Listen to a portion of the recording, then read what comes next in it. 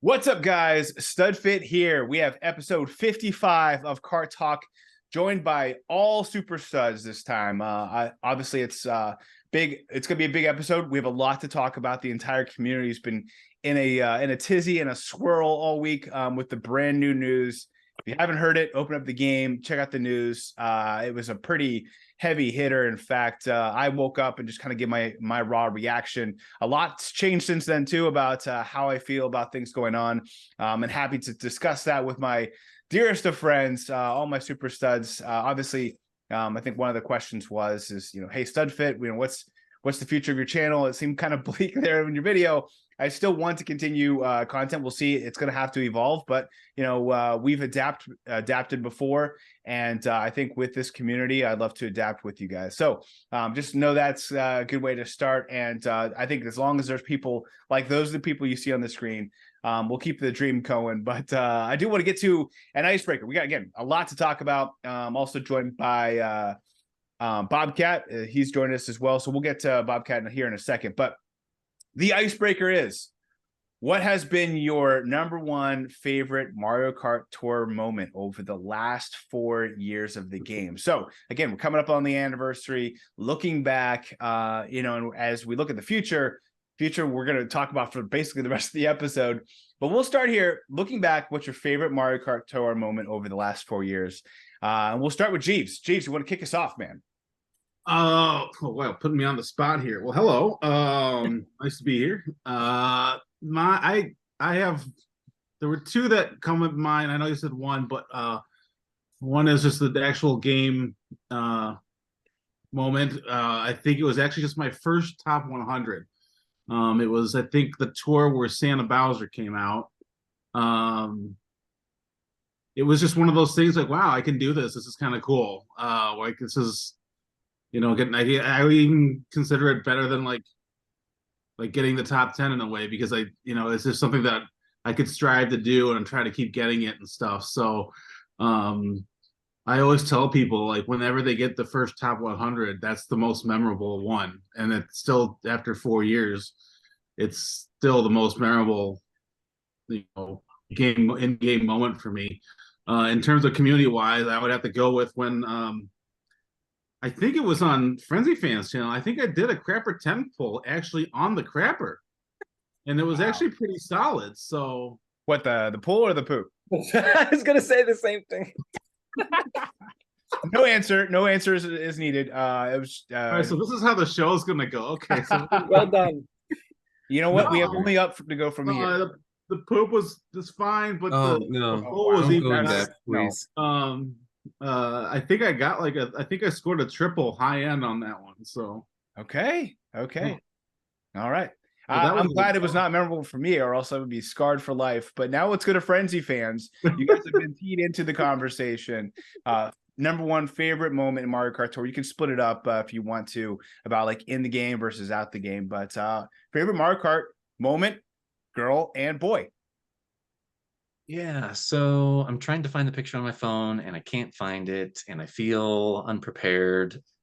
But I think I'm gonna kind of have to say, along with Jeeves, my first top 100, but not necessarily getting the top 100, but working with oh boy, the artist guy. How come I can't? Oh, Remedius.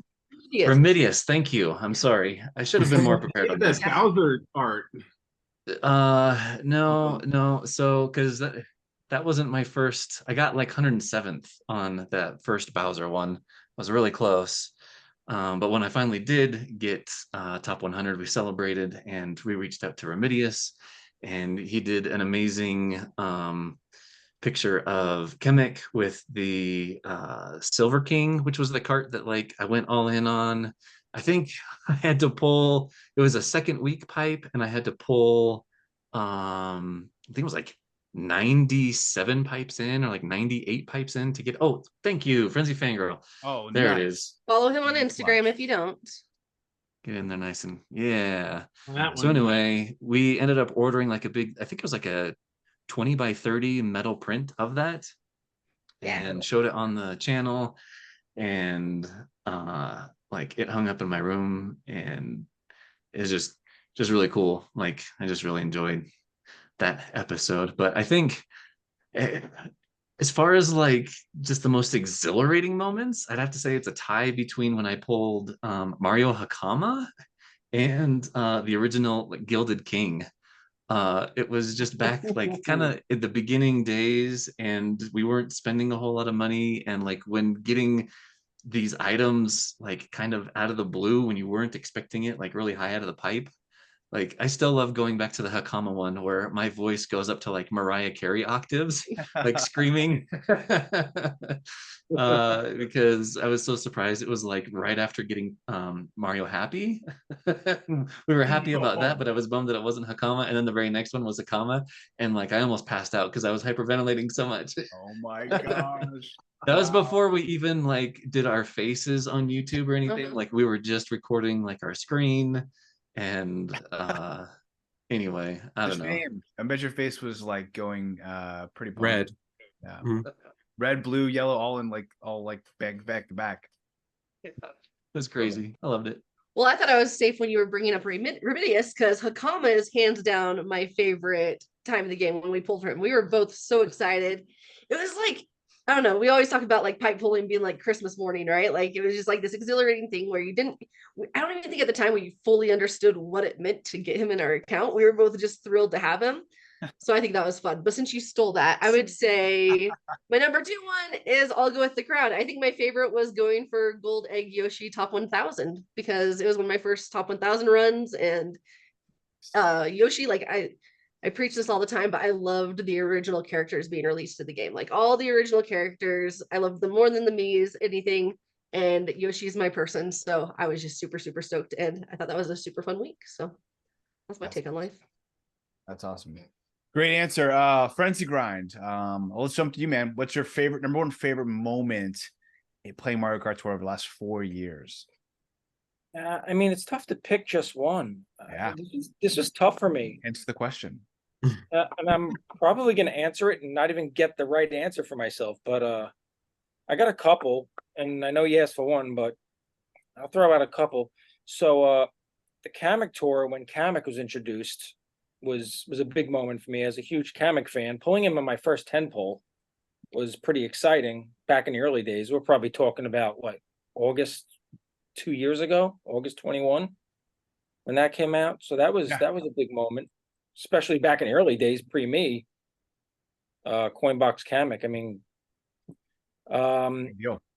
hitting tier 80, getting the gold me was a big one. Probably number 1 on my list though, pretty recently, the Night Tour, when we finally got a DK Alt, DK Gladiator. But the icing on the cake for me was New York Minute and Rome in the same tours. So yeah, I don't mean to throw 3 at you, but for me, we're all doing it. It's okay. It's your show anyway. It's not my show, first of all, but I'm throwing a couple out there, and I guarantee the 3 I threw at you aren't even number 1 on my list. I actually need more time to think because I have a terrible memory. Oh man, I gave you guys like an extra 30 minutes to think about it too, but I'll take blame. I mean, you threw this question at me like 9 o'clock. I'm like, oh crap, 30 minutes. Well, I'm sorry. That's what I got. I'll take full responsibility. I'll take full responsibility. Great question, though. It really is a great question. But you know, it's like one of these moments we are at a pivotal moment in the game, and so I think it's like, you know, we've even taken for granted how awesome this year has been, just with how much great content they've given us in the game. Yeah, I know I feel like we're sprinting to walk, but we have so many great memories in this game, and so I think like that's like these memories they'll last forever, and hopefully, you know, there's still more ahead of us. So it's always nice to look back, and I don't think we do it enough. We look back, you know, and do kind of like the awards ceremony and stuff, and looking forward to doing that in, you know, December, January. But it is nice to just be able to even think back just about the last 4 years. We're coming up on the anniversary and moving into this next phase of the game. Hero of the Skies, man, what's your favorite Mario Kart Tour moment of the last 4 years? Okay. First of all, this is probably the best icebreaker question ever, because honestly, like I have 2 best moments. I can't think of one. So the first moment for me was when PD Piranha was introduced, because I'm a huge PD fan. So I was so happy that I got him. And I think I spent like what, back in the good old days, I think it was last year, I think I spent what, 1,200 rubies just to get him like multiple times and stuff and take him to like 7 or 8. Yeah, that was awesome. And then my second favorite moment was when I finally got my first ever top 10 badge. That to me was a amazing moment because I spent like maybe 80 to 90 hours on that tour, and it's like you finally have the relief when it's like you finally got that silver badge on you. So I'm happy for that. You got screwed on your first try, so that definitely had to feel good. Oh yeah, definitely. Let's not talk about that the first No, time. we won't. Well, I mean, we can talk about it if you want to. That sounds like pretty good TV right there. Yeah, But no, sure. we'll move forward. But yeah, appreciate you sharing that here. Those are two good moments, one of which I've never experienced. But we'll transition to Bobcat. Welcome, Bobcat. And if you don't mind, since this is only, I think, your maybe second time, maybe third time joining us, welcome. You are a super stud because you wanted to be a part of this episode. And so we have full super studs here on the episode. This is, I think, the first time we've ever had that. But I'd love for you just to make an intro on yourself, when you got started playing Mario Kart, maybe like back in maybe even the 90s, when you got started playing Mario Kart Tour, a little bit about like their style of play. And then you can feel free to jump into the icebreaker, which you may not have had a lot of time to think about, but what is your favorite moment in playing Mario Kart Tour over the last 4 years? Well, first I want to apologize to everyone because it's my Sabbath, and like I never do anything on Sabbath. Like I just chill and relax. And that's what I was doing. Me and my wife were hanging out. I'm gonna tell you, we're taking a bath, watching a movie. And like you called and I'm like, oh, I'm such a jerk. Like I'm such an idiot. But I just want to apologize. I mean, I played Mario Kart for since N64, I think. Maybe even SNES. I started playing day one, but I didn't really enjoy it that much. I kind of shut it off for a little bit. They weren't coming out with a lot of new content, which I know it's crazy. I'm excited about the change that's coming, at least for a little while.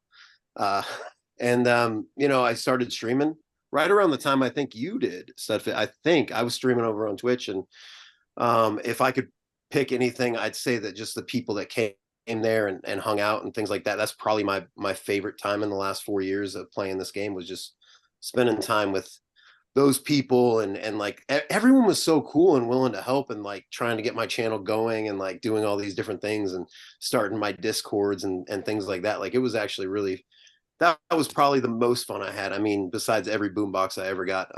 But yeah, man, I'm just happy to be here. And again, I'm so sorry. Like I literally became a Studfit because I was like, I want to be on. This is a big moment. Like this is a huge moment. So sorry to interrupt your Sabbath, man. I appreciate. We'll send a thank you to your wife there for letting. Oh yeah, she was gonna be on too. She was actually gonna come on to say hi, yeah. But she's hanging out with the kids so we can have some time. Actually, my daughter's, if you can't tell. Oh, nice. I got it. I mean, it looks like it could fit your style. I don't, I mean, flowers and farming and all that good stuff. Yeah, I mean, if own it. I mean, I'm a man of pink. So yeah, there you go. I'm purple. Go pink. Go pink. Hey, Bobcat, cool. has anyone told you look like Colin Farrell? Colin Farrell. Who? Colin Farrell. Oh, I hope that's a good thing. Those Irish. But no one's ever said that before. I used to get Jim Carrey when I was younger, but I have a lot fatter face now, so Colin Farrell probably fits. I've noticed more now. Maybe it's just, I don't know. No, that's cool. That's cool. I'll take it. I mean, he's a movie star. He is a movie star. Yeah, there you go. Well, good. As for my answers, there's one moment in the game that probably stands out as my number one moment in the game. And there's a couple moments in the community. But playing the game, it was my first nonstop combo. I got on Royal Raceway. It was, I think, June of 2020. And it was like literally my first like nonstop combo. And I was still like not great at the game. And I just remember in the game, I don't think I've ever shared this before, but I remember thinking to myself, wow, this is like the high from here. I just want to tell everybody. And then like probably about 5 to 10 minutes later, I was like, I wonder if I could do this again. I couldn't do it again for like another day or two. I remember thinking to myself, like, wow, I'm either going to have to be a whale or I'm gonna have to like really improve my skills, because this is getting nonstop combo is not easy. I need to get the glider time and get the combo time in between actions up. And so it was really one of those moments where it's just like when you've done what you feel like is impossible, probably like most boomboxes, there's like that. There's like a surge of energy. You just feel like alive. And so I don't know, like that to me is still like one of the most pivotal moments. And that I was actually on a different Discord and never started my channel at that point or anything. So it was like really, really a cool moment. As for moments in the community, there were two. One, I might have been wearing a Bowser Santa outfit. Oh yeah. Based on losing the bet to Frenzy fans. Maybe losing the bet, still debatable, but Tuxedo Mario versus and he would have had to dress up as Tuxedo Mario. So that was obviously, I think looking back, and I think back about my channel, that was just so fun just to do it with the community. And like anytime I dress up as anything else, like Luigi Knight, it still doesn't have the same oomph as Bowser Santa, and how cool that was. And then two was my top 10 attempt, which I finished 11th. My last one, which was, I think it was like 14 months ago now. It was June. I remember I had done a couple tries, like 50, 60 hours. I really like, that's probably my max. Like if I took off work and didn't have like anything to do with the kids and stuff, I maybe might be able to get to 80. But that tour, on Monday of the tour, which was like day 5 or 6 into the tour, remember Autodrift reached out to me. He's like, hey, by the way, there's like 3 spots available. There's only like 7 people going for top 10. I know you've been going for, you probably have pretty good loadouts. You should go for it. I'm like, dude, I'm like 6 days into the tour. I'm not going to do it. He's like, and then like 5 minutes later, I'm like, I'm doing it. Let's just do it. Let's just go. And like, I remember over the next, 10 days, whatever was left, 8 days. I had like 2 trips, like one up to Boston and then one up. I actually finished the tour. It was going into the PD tour, I remember. And I was in Tennessee, literally just grinding it the last couple hours leading up to. You guys remember that? That was a fun one. Yeah, it was Ty Daisy debuted. I remember. Yeah. So anyway, but I think over the period of those 8 days or 9 days, whatever it was, I got to do a lot of streaming, got to hang out with you guys, and I haven't done. It's been a while since I've done some streaming, and that was just a fun moment just to hang out with the community. And honestly, I think it wasn't about like the top 10 attempt. It was I might have gotten 55 hours or so that tour, but it was just like hanging out with everybody, because of those 55, I was hanging out like 10 of them with my good friends. And so it's a shame I haven't been able to do that and haven't had the schedule, with my career change. It's been pretty intense. So, but again, thank you to the community. You guys brought those moments. I appreciate that a lot. Good. All right. So we're about 15, 18 minutes in. So we'll jump right into the Sunday tour. Here we are. We're probably going to spend about 5 minutes here because there's a lot to talk about with Gold Mario. No new tracks, no new tours. We'll get to all of that. But I do want to touch on the Sunday tour specifically. We'll talk first about Giggler, or Gold Diggler is, I think, my favorite, just because Giggler just, I can't say it with a straight face. But let's talk about Wiggler Gold. Did you invest in him? If not, why not? And if you did, why? And I mean, we've kind of got a couple coin boxers here recently, but we have the Mii's. Let's talk about Gold Wiggler. Did anyone put a single? I assume we'll start there. Who owns him? Hands raised. Okay. Who threw at least one ticket on Gold Wiggler? Okay, maybe we'll start with you, Jeeves, and Frenzy Grind. Why not? I'm saving my tickets. I have 90 driver tickets right now. I've been saving since May. Wow. So this tour is not easy because it gives me like 3 or 4 tracks where I have a level 2 Mario, Luigi, Phil, whatever the hell his name is. But I've just been saving. Saving for? We did this last time I was on. We did the same. We had the same conversation last time I was on. He's going for his first top 100. There might be new people watching. I'm going for my first top 100. He's going for his first top 100.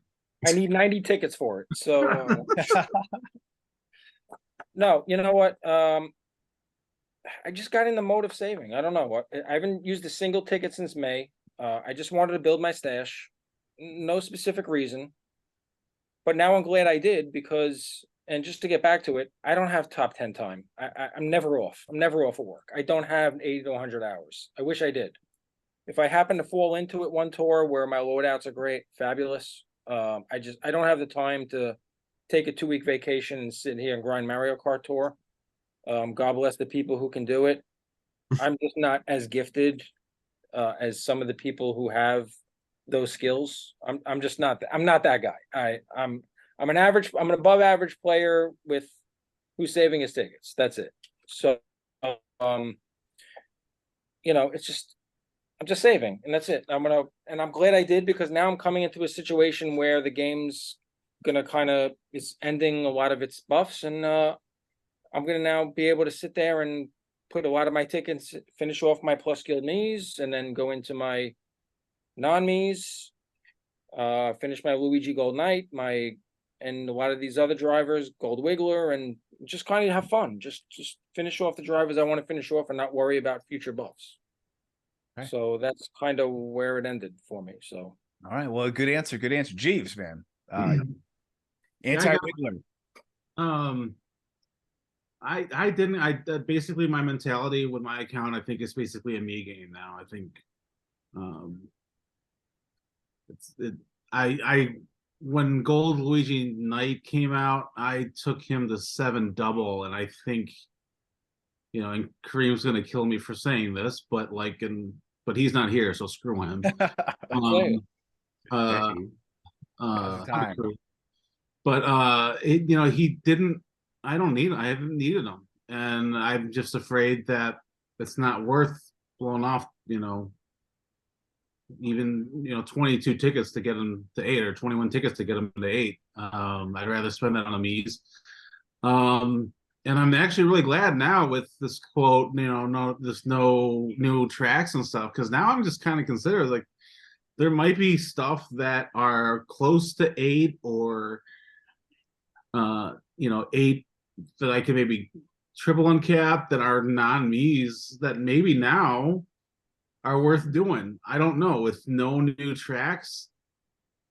Let's see how it plays out. So I think I'm kind of like Frenzy Grind, where I'm just kind of in the savings mode. I was in the saving mode for the past, I don't know, Z, how was it? How have I been? Like maybe a month and a half, couple months? yeah, about a month or two. Good stash going. I blew some tickets on this tour on some on a glider, and then on some and then on some other Miis. But so like my cap tickets are kind of are low, but I still have a decent amount of level tickets left. So I'm kind of back to restocking up. But now with everything's out in the open now, so I'm kind of glad that I didn't kill off those tickets on him. He might be good, he might be not, and if he is, then I will. But like it's just not needed now. This Sunday tour is a fantastic tour. I love it, and I'm not even like really grinding hard. I mean, I'm playing there's so many good tracks that I want to. It's a really good tour to get your skill level up.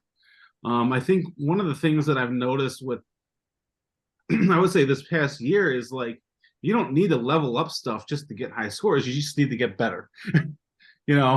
And I hate to say it, it's true. I mean, this maybe the shortcut is maybe leveling stuff up, but like if you can tweak your driving skills a little bit, maybe you don't need it. So that's been a work in progress for the past year. And I think Frenzy Grind, you've seen it. I think Jedi has seen it. God Mode's seen it. Just kind of say, okay, I could take this guy to 8, but let's see what I can do with what I have. And that's kind of been my mentality for the past 6 months. Yeah, it's like if you can get top 100, like for me, I can get top 100 easily and win ranked and not use a single ticket. So I'm a little more picky. Me, it's motivation. Like, okay, let's see if I can get in the top 50 or top 20. But like basically the priority is, let's see what I can do with what I have.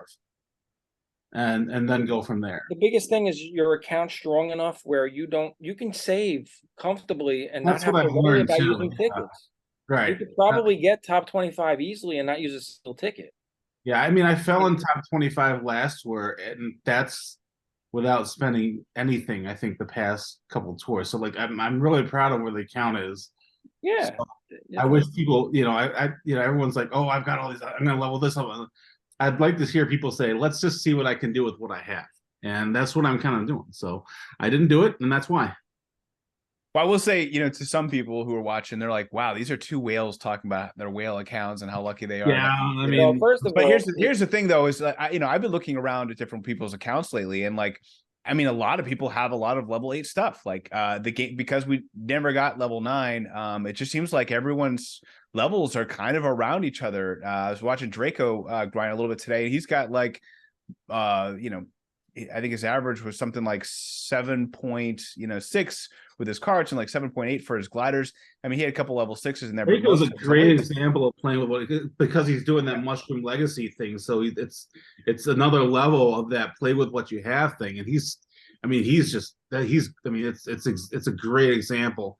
You talk about the whale aspect of it, but also I think, I don't want to speak for all the other whales, but at least for me, it was like, okay, I'm a whale. I'm just going to level stuff up and go that way.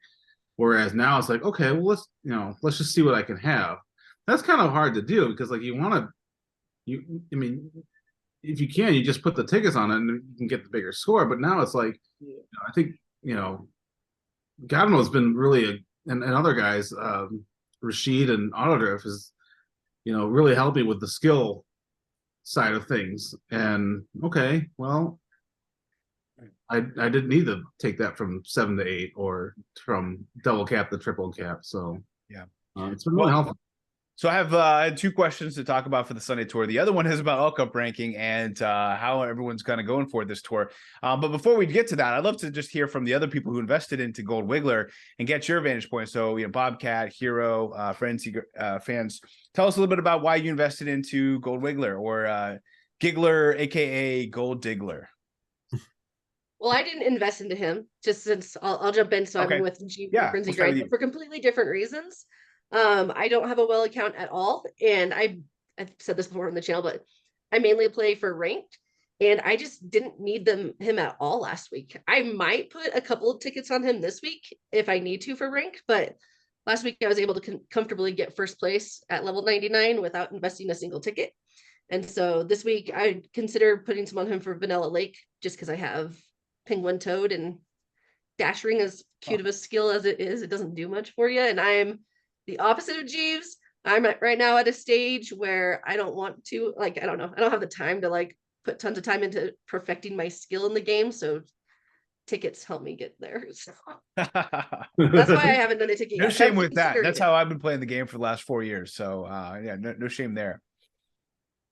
But we'll see too, because I don't know. Part of me was really excited to go in on him this week, but now that we know that Gold Mario's being, I don't know if am I allowed to say that right now? You can, yeah. We'll talk a lot about him later, but yes, he looks like he could be good. Yeah. So now that Gold Mario is being released right at the same time as Giggler, Gold Wiggler, whatever. I just don't know. I don't know what the overlap's going to be. So I think there's still some fun strategy to figure out. So I might take him to level 4 this week, but I don't anticipate taking him to level 6. Yeah, good. Frenzy fan boy, not guy, Yes. boy. I'm gonna get this right. Fanboy, right. This might be my moment. This is That's The best moment. pivotal in the past moment. 4 years. Pivotal I moment. can't. I Yes. can't. We've turned a page. It's like a Frenzy fanboy bullied Studfit in this private chat one day. Totally shamed him. Yeah, totally, Shane. I'm sorry. I apologize for this, but He was using the acronym FFG, and I think he meant Frenzy Fan Guy, but I was like, wait, that's Frenzy Fan Girl. Are you talking about Frenzy Fan Girl? You're talking about me. I'm Frenzy Fan Boy. totally shamed him. I think I said And then I'm trying to just impress Frenzy apologize. fan FFG, and he's like, "Are you just trying to impress my wife? What are you talking about?" Weirdo. I was like, no. And then I realized I do call you Guy. And so now I've hit this, it had to take an intervention for me to be able to realize that and move forward. So here I am, Frenzy fan boy, Giggler, Gold Diggler. Why'd you invest? Yep. So I took him to 8-3 because he was a triple feature for me in ranked in the 6 courses this tour on my 3 weakest courses. So And then in ACR, I think of the 13 courses that he has, I use them in 10. Mhm. So like with only like one overlap with the Gold Me suit, the Larry Me suit, and something else. I forget. Anyway, he's like really good for my account Raven. because of just how I've been investing in certain things and not certain things. I haven't put tickets on a coin boxer in I don't know how long, Larry Wintertime. which was a long time ago. Mhm.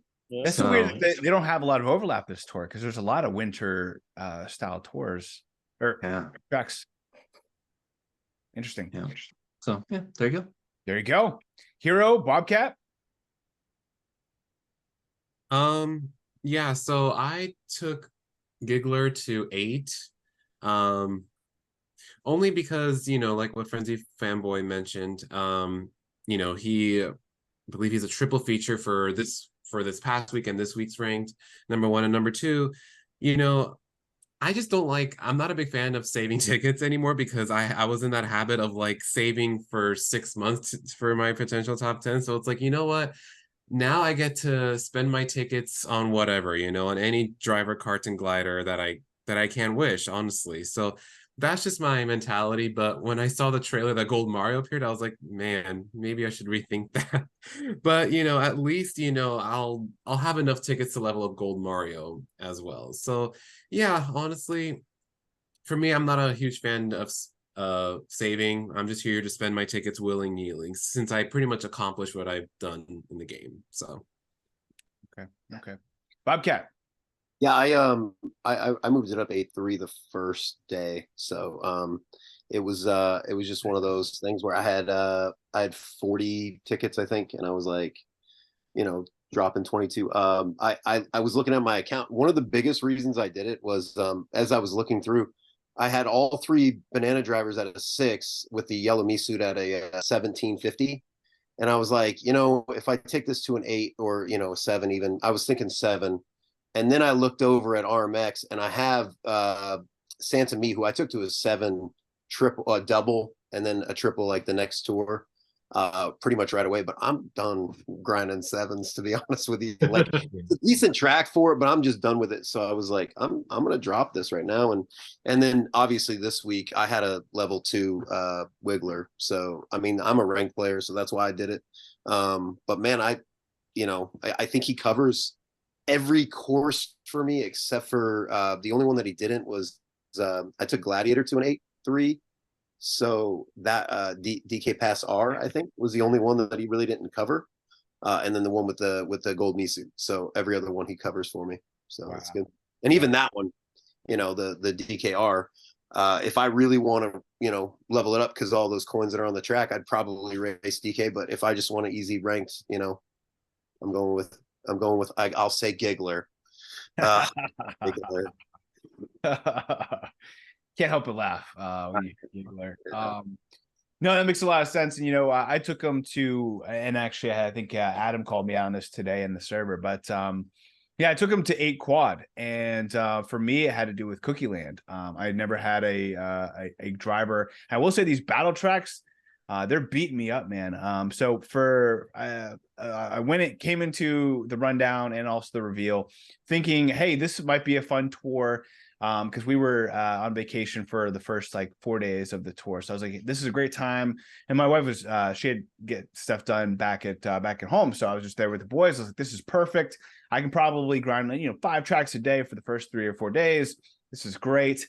And then I found out that everyone's going for top 10, like literally 13 people. And so, and that's fine. I just know I don't have as much time as them. I was thinking I could maybe get to 80 hours if because of these first 4 days. And so I was thinking about top 10, and I kind of kept it in the back of my mind. And then I was just like, man, it's so tough. And then the more I looked into my account, and I think when you get to your account to a certain point, it's like if you don't have something at a high level, whether it's in ranked or whatever, you just invest in it. And that's kind of what I was doing for the first couple of years. And then I was saving for like the last 3 or 4 tours, probably similar to Jeeves and Frenzy Grind, and probably like a lot of the community. That's probably why there's so many people going for top 100, top 10. It just seems like a bit really busy tour to be doing it. But yeah, for me, it's very rare for an item to give me like 4 or 5 tracks. I think Gold Wiggler would give me like 7 or something ridiculous out of his 13. So for me, it made a lot of sense for me to just invest in him. I'll write out his early track, but I probably, just like you, Hero, saw Gold Mario. I was like, maybe I pulled the trigger a little too early. But he has been a lot of fun to grind with, and for me, Cookie Land.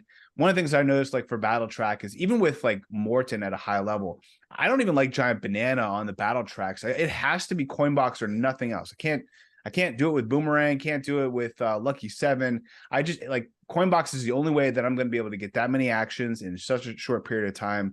And so for me, like it's either King Mario or Gold Luigi or Gold Wiggler. So that's why I decided like I need this track quad Coinbox all the time, forever. So that's why I pulled the trigger. But kind of going back to it now, kind of making that transition to All Cup ranking. I had a question in here about this is a very popular tour for all Cup ranking, top 100, top 10. We've already kind of talked about it a little bit, but which of the following reasons do you think this is the most compelling for this tour? And then also part B is which one of these would be the most important if you were to grind All Cup ranking to the next level, whether that's top 100, top 10, etc. So one is there are good winter loadouts. So I think part of it has to do with a lot of people would invest into winter stuff because they had a break during the winter, between school and Christmas break, and like just having a break at that point in time. I think that other people just have kind of leftover good loadouts. Two, a lot of fun tracks. Now, Vanilla Lake is an absolute nightmare to try to get these actions. Literally every box has to be something good. You can't have a dud item box at all. And I will say, in these Vanilla Lakes, it's all the plus skills have been tough, but Lucky 7 has been the hardest for me, going back to you, Bobcat, because it's like you have to get like in order for you to hit the action count ceiling, you got to get a double Lucky 7, and to do that on such a short track is like nearly impossible. So I have in my all Cup ranking, I kind of threw a lot of investments out there. But I'm going to put my my normal 40-50 hours in and see what happens. But yeah, Lucky 7 is not fun there. But overall, fun. A lot of other fun tracks. We got DK Summit, that's come back, and that's a long track with plenty of actions.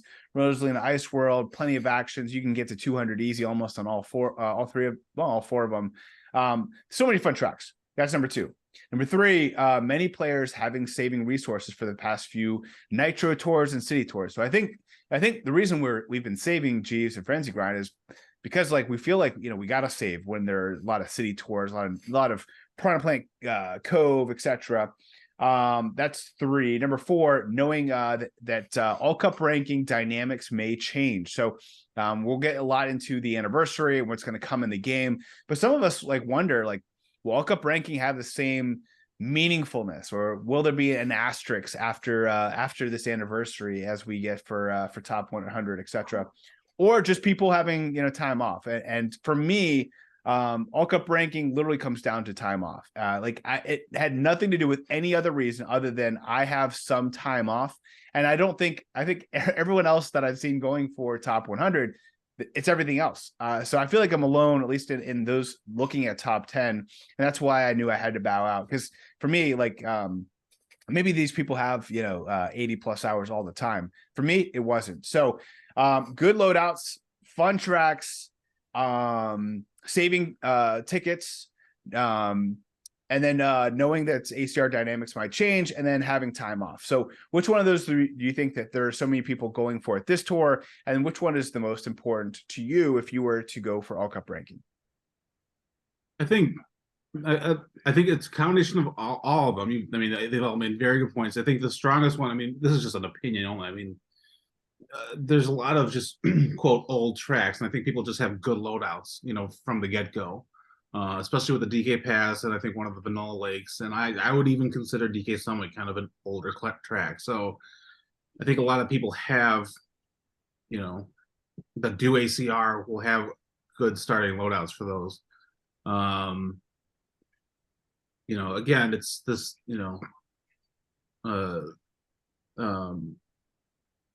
the timing with having the time to do it. I mean, I know here in the States, I think it's a busy time. I mean, schools are in session.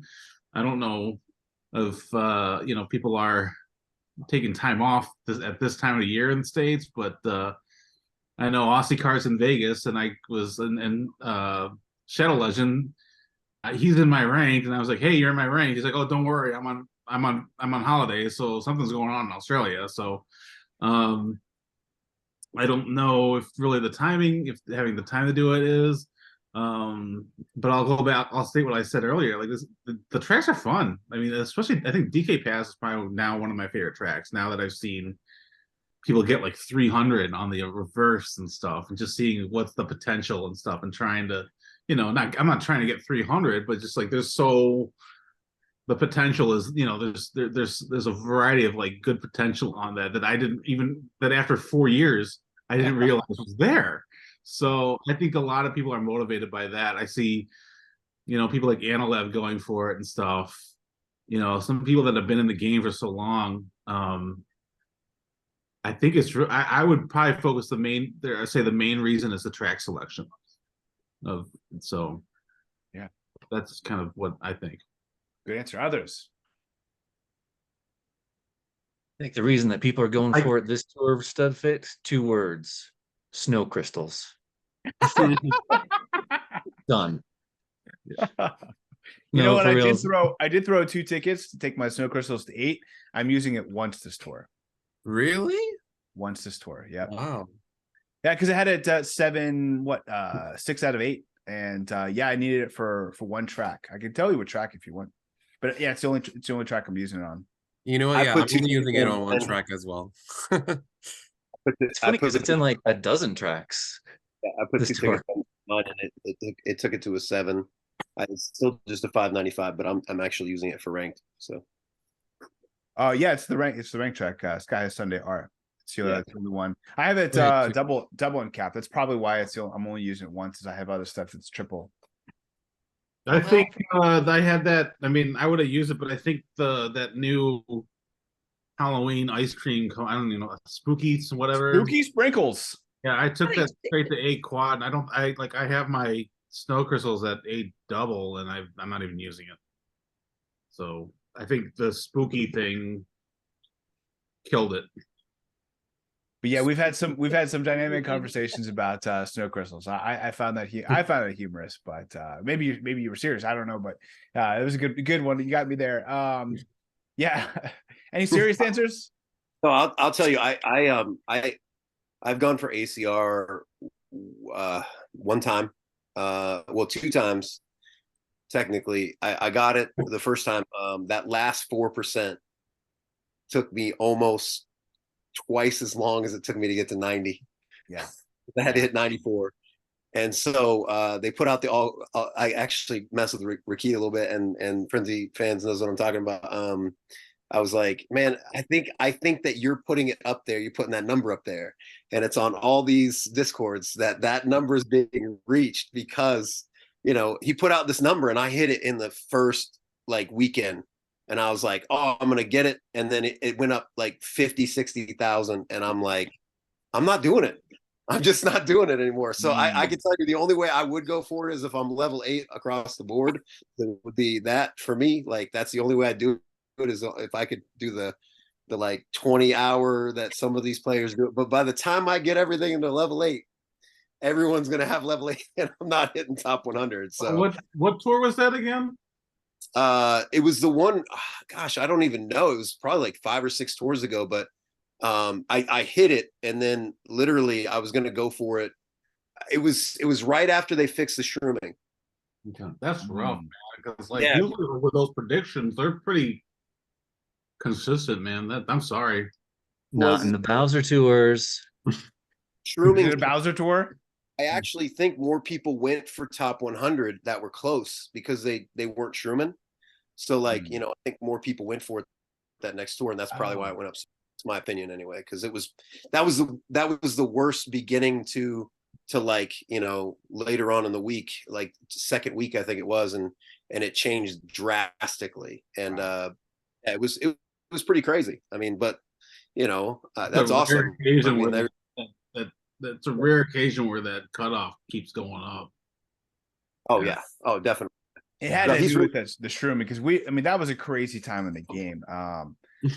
I still can't believe all that happened, man. I But want that back, actually. oh no, why is that? No, it's actually fun, honestly. Like when they removed it, because let's be real, when they removed it, now it's really, really hard to grind those battle tracks. Because now it's like, I don't even want to touch those battle tracks anymore. Like I can't Because deal they're with, all luck. To They the shouldn't party. yeah, exactly. It's Yeah. all like I can't get the well fought, I'm always gonna get hit with my 2 balloons. So it's like, you know what? It's just a hard life. I'm just kidding. Yeah, it's a hard knock life for Hero. Yeah, You can No, still I get shroom it. Hero. You're just not gonna get points for it, man. So go for it.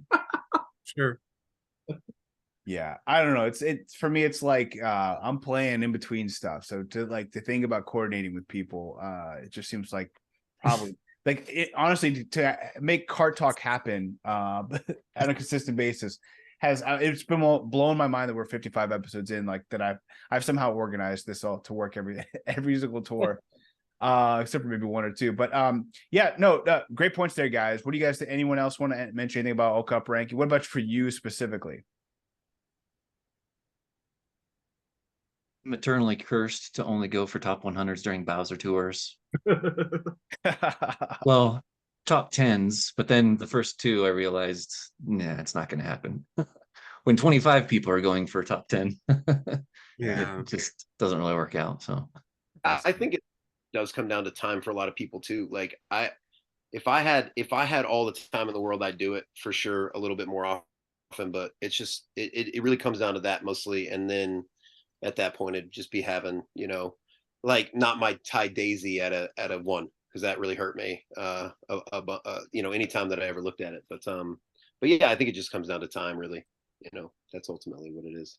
I think for me, it's like in my mind, I'm like, yeah, I could probably spend 80 hours, but then like if you think about it, it's like a full-time job over 2 weeks, and maybe I could pull that off. But the thing is like, if I were to take time off and I were to like not have any kids, with me and like and all of the stars aligned, I after doing this for 4 days on vacation, I felt like a delinquent. I felt like an irresponsible. I felt like an act like I felt like not a good father, felt like not a good husband, felt like not a good person. Like I felt like, and that's the hardest part is like I had nothing to show for it other than these scores in this game to show. So I feel like if I felt like my wife went away for 2 weeks, she came back and like, the house was a mess. She'd be like, "What'd you do for 2 weeks?" And I'm like, "Oh, I played Mario Kart Tour." I don't know. It's to me, it's like the laundry builds up, the dishes build up, things around me. I'm like kind of pushing away because I'm trying to focus and trying to get my time in the game, and then I regret like pushing things away. So every time I've gone for it since again 14 months ago or 15 months ago, whatever it was, I get like 2 or 3 days into it, I just feel like icky. I feel like a bad person. So I don't know if you guys have ever dealt with that, but to me, like that's probably been why I've bowed out so early. It's just like I feel like I don't maybe I don't have it in me to just not just to play the game for that much. Yeah, but do you realize at minimum 80 hours is 2 weeks of work? Of course you feel icky. I would feel the same. I also have kids. I also have pets. I mean, to spend 80 hours minimum on a game doesn't even sound logical. So I get it. That's why I can never do it. I mean, that's exactly what I was saying when I went for my top 100 run that I got. I literally, I mean, maybe 10 hours to get to 90. And then it took me another 20 to get that extra 4, at least 20. Like I don't ever want to feel that feeling again. So I know exactly what you're talking about. I was so miserable grinding on Coconut Mall with to me was the one that was killing me. I couldn't get first place. I couldn't set up my stuff the way I wanted it. And like it was just if I would have had Ty Daisy, I would have been done with that track in 2 minutes. You know what I mean? But like, you're sitting there grinding, like, I can get, it says I'm 12,000 away from where I need to be. And it's just like, oh man, I don't know how these people do it. More power to them for real. Yeah, like with Auto Drift and 80 and here, like all those guys. I mean, I know they have jacked up accounts, but like you can have jacked up accounts, but you still got to work to do it too. You need the time, yeah. Oh, yeah. Time I management. mean, my first top 10 attempt, was a failure. I don't regret the time I used. I know Studfit, you say, well, I'm taking time away from it. I prepared my wife that I'm gonna go for it. I know. I said this is gonna be rough, but I'm gonna try. It was a learning experience for me. I don't regret it, but it's still disappointing. So I just learned that sometimes, unfortunately, with the account that I have, like you can kind of get it where it lands on you, where it's just you like when stuff you said when you get the auto drift DM, hey, there's 3 spots open. And it's like, oh, okay. Like I get that. I've gotten that from him. Like when I see something from auto drift, I'm like, oh crap. Clear my schedule. Yeah. Yeah. So Yeah, but to Bobcat's point, I mean, well, what I'm saying is like you want to find the balance between that. Okay, you want to get that ACR goal. This is a top 10 or top 100. If it's there and you can do it with a balance of your life and playing the game, that's the sweet spot. So, yeah, there may not be a sweet spot for me, but no, he makes a good point though. And like, I have found, for like, it maybe takes, 20, 30 hours to get to 90%, and then it takes an additional, 20, 30 hours to get to 95, just to get to like 5 more percent. And then for me to get to like 97 or 98, I would have to spend 80 hours to be able to get to that. So like there's a point of diminishing return, and then you're just like exponentially putting more time to just get minimal amount of points. But every point matters when you're that high. And I do wonder, like for me, I've been able to, like in that, and I think in that one where I finished 11th, I think I got like 95%. I don't think there will ever be a tour in the next year where I can get 95% and get top 10. That's just, I think, just the way that everyone's accounts have been all ballooning together. Everyone's going to have level 8 stuff, and there are people that have more time and more skill than me, and I just don't think it'll happen. Yeah, wait It 6 will months. happen. Wait 6 months if you think it's bad now.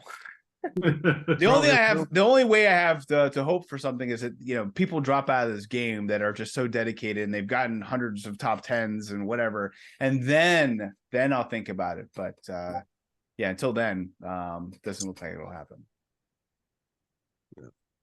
So let's move to Gold Mario. I'm still hoping for you, man. I'm still hoping You for you. can go for it, Stud. too. If you want to, I'll babysit your kids. I will drive to your place. I'll work from home. I'll tell my supervisor I'm going to take 2 weeks off. He's lying. He's lying. He's lying. I'll take you. Not I lying. promise you, I'll take you up on Hero. Whether I play the game or not, we'll see what happens. But I'll definitely put you to work. Bobcat, I think I interrupted you at one point. Were you gonna say anything else more about that, or? Oh, no, not at all. Please move on to Gold Mario. All right. Let's I think we hit on this that we spent actually more time than I thought we would. Let's jump into the anniversary tour. The biggest news, Gold Mario. So the raging question, we'll start with Kian asks, how good do you think Gold Mario will be, considering he may have coin box and coin vacuum? He could be the most broken item in the game. So to answer Kian, aka Kiki's question, will Gold Mario have coin vacuum? And if he does, what does that look like? Will it also have coin box? Will it be like every frenzy's like a boom box or something like that? What do you think Gold Mario's skill will be? Okay, can I go? Yes. Go for it. Okay, so if you go watch the trailer, and I overanalyzed it so many times, coming to the back of his head. They're coming to the back of his head, and he's right alongside hitting Luigi. It's definitely vacuum. I hope that's not all it is, and I hope he is broken. I hope it's something new and something fun. I really do. I hope it's a coin box and the coin vacuum, but I'm telling you right now, unless they just are messing with us, if you look at that trailer, you're going to see it. You're going to be like, oh, yeah, look. You see, what's his name? King Mario. He gets the coins regular. They come right and hit him right in the face. The Gold Mario comes and hits him right in the back of the head. So I'm just saying, I just had to say that first. So like you guys go ahead. I will say, after seeing, it would break it breaks the game. It totally changes the whole dynamic of everything. And then actually I was thinking about it more today. I'm like, man, what if that sucker is in your lobby? You're playing with a gold me and something, and that son of a gun sucks up all your coins. I mean, that's a game changer, man. I mean, so it doesn't even matter if you have him or not, but like you're gonna have to look at like if he's in your lobby, and if you're a coin box, you like what like how do you get rid of him in your lobby? Immediate quit the what? an immediate quit the game right there. Yeah, but like what if he doesn't go away? Keep doing it. I mean, Now we'll reset the lobby. Yeah, like that's what I'm thinking. Like, oh man, this is. I mean, honestly, like based on the trailer, yeah. I mean, it looks like it's gonna be the coin vacuum, which is a new skill, which we all like as having a new skill. In terms of him being broken, I mean, it really depends because we still got our gold Miis at 8 quad. We've got our block Miis at 8 quad. So it's like, well, most of us. So it's like, is he going to be overlapped with the question mark and the question mark and the regular gold Mii? So we would have to pick the You gold have to Mii. look at the coverage too. That's a very good point. But I'm just Yeah. worried like on the other aspect. What if he's in your lobby? That could be. Sometimes I worry like if I'm a coin box and there's a boomerang in my lobby. That's somewhat concerning. But like, man. Or if he has like coin box plus where he spits out blue coins on top of that, then that'll be even broken. Yeah, but his vacuum ability is not going to be like it is in Coin Rush. He's not stealing every single coin that he runs by. I wouldn't actually be surprised if he has a cap limit to the amount of coins he can get per race. So if he has coin box too, I think so. If you watch a trailer, he's getting one coin at a time as he's driving. So it wouldn't surprise me if he's just collecting randomly, vacuuming up one coin here, one coin there, 2 coins here. Not every single coin he drives by. I wouldn't be surprised if he has a limit per race as to how many he can get. I'm just randomly throwing that out there, but I like it. Frenzy Fan Boy. Looks like you have something to say. I wonder if it's going to be more of a coin magnet skill. ooh. You have to get a little bit closer to the coin, kind of like what Frenzy Grant's saying. But thank you. I got to get closer to my mic to do that next time. No, I think true, but I will call. I'll tell you. I think he's going to have over 50 tracks. Okay. Well, Go Mario's the man. He's the end. He's the end of it all. So I might even say 60. I think he might hit that. he's triple cap level 8 immediately, as far as I'm concerned. Yeah, especially if he has coin box and any kind of magnet thing. And even if he grabs like 10 coins per race on top of a coin box, he's still OP. You still have to do it. Or if there's a coin ring too, that would be even more OP. Yeah. So who thinks that he will have a new skill? Raise a hand. This vacuum. Well, the vacuum, variation. the way I'm reading things, the vacuum's an ability, not a skill. So I'm hearing that. Okay, so let me clarify. Who thinks that he will have this vacuum at all times, compared to a skill that he can use for a certain period of time or a frenzy? Who thinks this is that no matter where he goes, he sucks things up? Wow. Okay. It's Gold Rush. Girl, you don't. What's your take on this? He's just a coin box. He's just coin box. You think Nintendo's trolling us? He Troll probably us. could be It's just like, trolling you guys us. no new content. We're gonna make you feel like we're gonna give you something cool, but After the anniversary. That would be a troll of all trolls. That would be. I'm telling you, got to go look at the trailer. It's crazy. You can see it. Actually, that did reminded us of like last year anniversary tour when King Mario debuted, and all of a sudden like they put him in a non-spotlight, and it was like 15 Marios or whatever. So it wasn't really a troll, but like we were kind of shocked that happened. Yeah. I would say though, we've all known that gold, like this was the last card that they had in their deck. And so if they're gonna bring out something that's an item that's broken, it's got to be a gold Mario. So yeah, I mean, I could see if there's anyone that's gonna have, they're not gonna give this to like some flimsy, something happy, whatever. Like this is gold Mario does deserve to be broken. He does deserve to be like the meta killer. The last I driver would in the also game. say like you can have like this broken thing, but like I don't want I'm always concerned that he's going to eliminate everything that like people have invested in and just kill everything. And I don't Well, think in a question though, they've already killed it all with the Miis. Yeah, they did. Like and so like Hero asked a great question is like, let's say it even does do all this amazing stuff and he sucks stuff up, and he's got his coin box coming out, blah blah blah. Can he beat a Mii? Can he beat Gold Mii? I would say yes, but like the thing is though, like with the Miis, they're everywhere. I hope he doesn't get. Well, if Bobcat says he gets 50 tracks, then he's everywhere too. All right. Well, 50 he's going to be in tracks 1/6 of all the tracks out there, all the assumed tracks. And you know what I say is going to happen. It's exactly. You really hope he gets 60 really, Bobcat really works for Nintendo. I think. He's the Nintendo whisperer. He knows what's going on. Yeah. Okay. All right. So we've touched. You have to head out, Prince Fanboy. Speaking of being everywhere, I have to leave early, I'm sane. but Frenzy Fangirl is going to stay out for the rest of the episode. Thanks for having me on. All right. Until next time you see me, may Thanks. the frenzies be forever in your favor. Don't get eaten by a mountain. See you guys later. See ya. See ya, Frenzy Fanboy. Wait, is it over? Is There it you still go. over? Boy. Well, I think in turn 4 is just like he's getting let go, and he's like, I need to troll them one more time. Like I just need to live up to it one more time, and he's gonna give us coin box.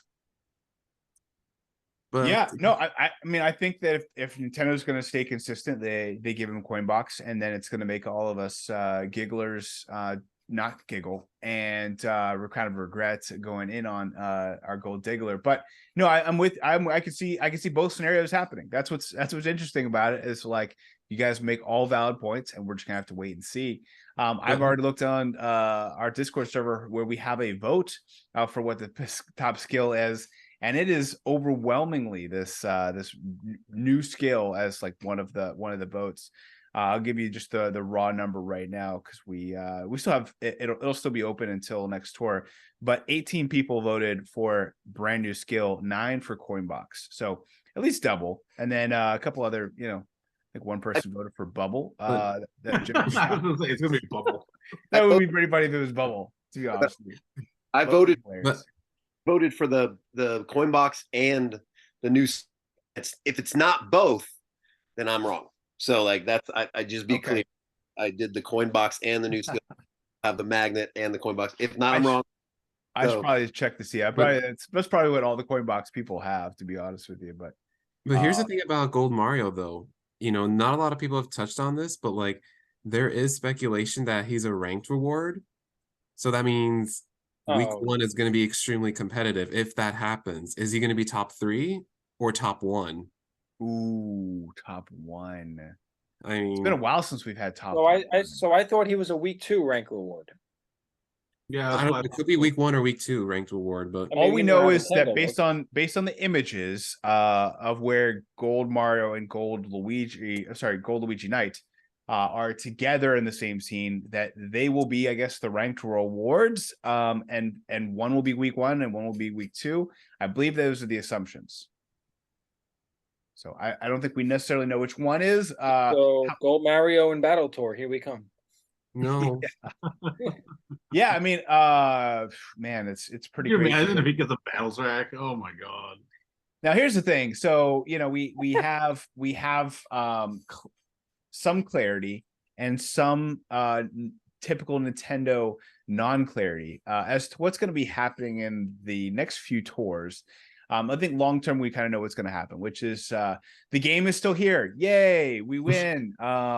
That part is good. That part is positive. I kind of mentioned this on my reaction, but my reaction is that all the rest of the news is bad, and I would say I've come around to thinking that actually I've gone through my stages of grief, and I actually feel like and we'll talk about it, but I feel like it's okay. I've accepted it. It's okay, but I do want to kind of specifically kind of hone in on what does the anniversary look like, what does the battle tour look like, and then we'll talk about kind of the future. So in this anniversary tour, so I think from what we've gotten some clarity on is that there's no new items released during the battle tour. It'll be just the anniversary tour. Are we all in agreement there? Yeah. I think that's been pretty clear for those who hadn't heard. It does look like, Gold Mario will be a ranked reward for what it's worth, but everything you've seen in the trailer, all those new items, those will be the very last new items introduced. So Rip.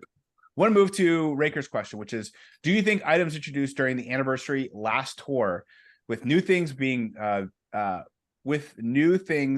will be very bad because they won't be getting any new tracks and only tracks where you have at least one coverage, or do you think Nintendo will give them mainly really hard tracks to cover and make them very, very good? So what do you think about the new items next tour?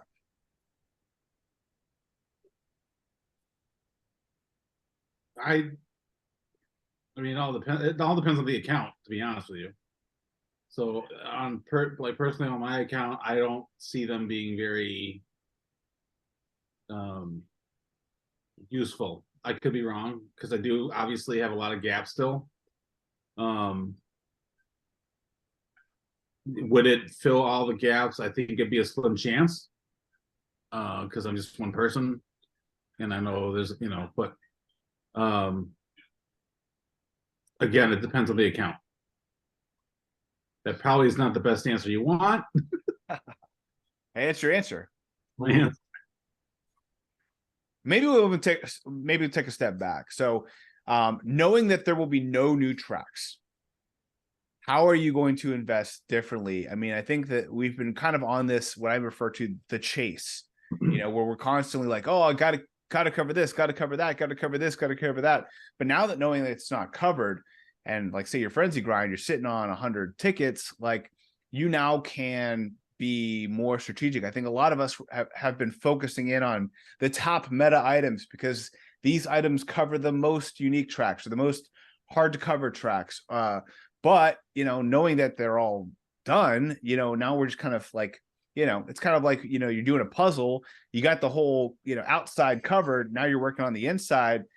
Things get a little easier. You can kind of focus in on some of those gaps differently. So how are you starting to process knowing that these tracks no new tracks are coming? I think in terms of carts and gliders, I think it's basically you're basically eliminating the potential for new stuff. So that's good. So you can focus on the other items that aren't fully maxed or whatever to fill those gaps. Drivers are a little bit, different because, if you have all the Miis and you're playing the Mii game, I still think the Miis are the OP. And,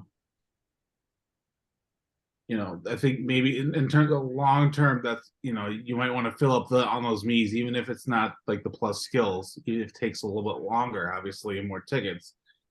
I'm going back and forth because I'm, like I said earlier, well, maybe now that there's a finite number of tracks, maybe it's time to triple, to triple or quad King Bobby or Bowser Santa, because I could only take just those 12 cap tickets instead of taking a Mii 22 tickets and then 28 cap tickets, So there's still going to be a strategic approach to the game, which I enjoy and I love. So, but it really just eliminates, you hear people say, well, how many tracks does this thing have or whatever? Well, you don't have to worry about that anymore.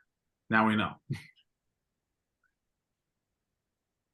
I mean, I as far as the question goes, I truly believe that with especially some of the things that are coming out, that they're going to be very useful to very specific accounts, like you were saying. But I honestly think that they could be, really good.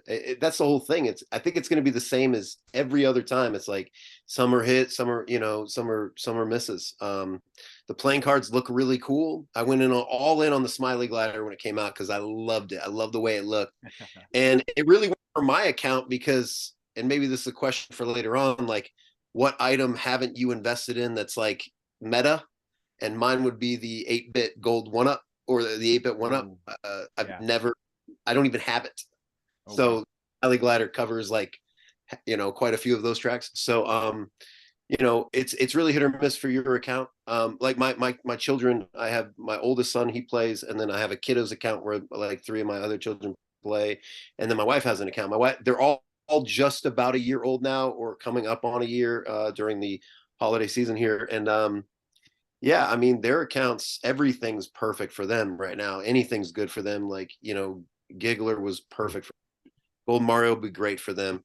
For me, if Gold Mario has Coinbox at this point, I'm probably just going to take them up and see what happens, just because I have 3 Coinboxers that are pretty OP. Daisy Tidress, Larry Wintertime, and now Gold Luigi Knight. He's not OP yet, but I mean, he's a newer Coinbox driver, and I have all of them at level 1. So, you know, for my account, you know, I'd like to see more Coinboxers.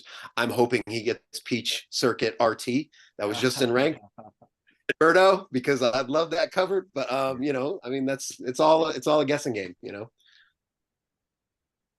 Yeah, good point. I think we were all rocking that Birdo on that track. Yeah, I'm with you there. 7990.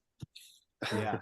Well, I mean, so like one of the things that I did recently was a video with Matt Allridge, and we did my account, and we kind of looked at my coverage, and he asked at the very end to guess how many items I had, or how many tracks percentage wise were at least at level 8 quad capped. And he said I had 87% basically max coverage. And, you know, I've been wailing for a long period of time. And, you know, I think one of the things I've accepted is just like, and I'm actually looking forward to, is that there is a finite number of tracks. And so that with that chase being gone, it also means I can not spend anything in the game except for, you know, gold pass and maybe even some of the premium gems. I might even stop doing that as well. And I think that's like, the game has to take that option away from me for me to actually stop spending. And I think part of it has to do with having YouTube channel, and like this is, you know, a big part of my life at this point. But you know, I probably would have stopped spending a long time ago if I didn't have the channel. But there's just something about like this is a big part of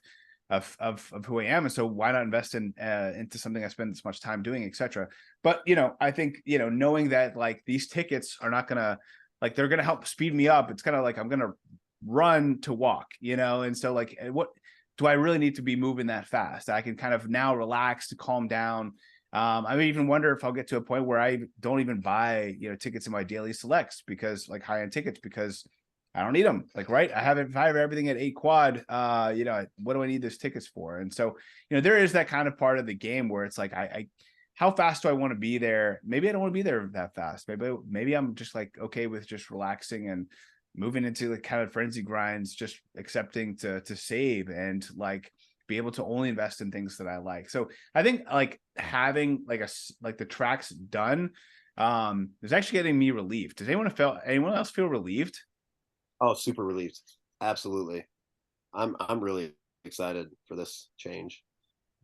Yeah, I'm stoked for it. I am so far away from being where Studfit's at and being like, I'm so close to having everything 8 quad, like so far away from that.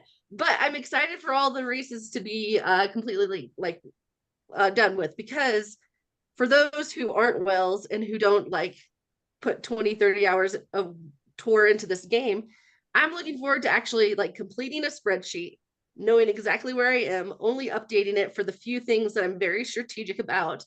And then like going back to the original strategy that I've had like for my personal account, which is like I play for ranked, I don't play for ACR. So I feel like my decisions and what to invest is really going to boil down to like, oh, will this help me acquire more resources this tour? And will this help me do this?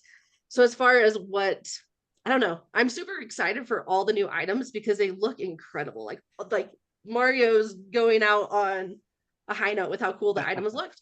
But I'm excited to actually have like the patience with them and not feel like that whole fear that we had in the past where it's like new items, I have to invest in this because I don't want to miss the boat. Like that whole fear no longer exists. So it's actually like, I'm going to invest in this because it's actually good for my account long term. And it sparks joy and it does all those things opposed to like this FOMO fear. So I'm excited for it.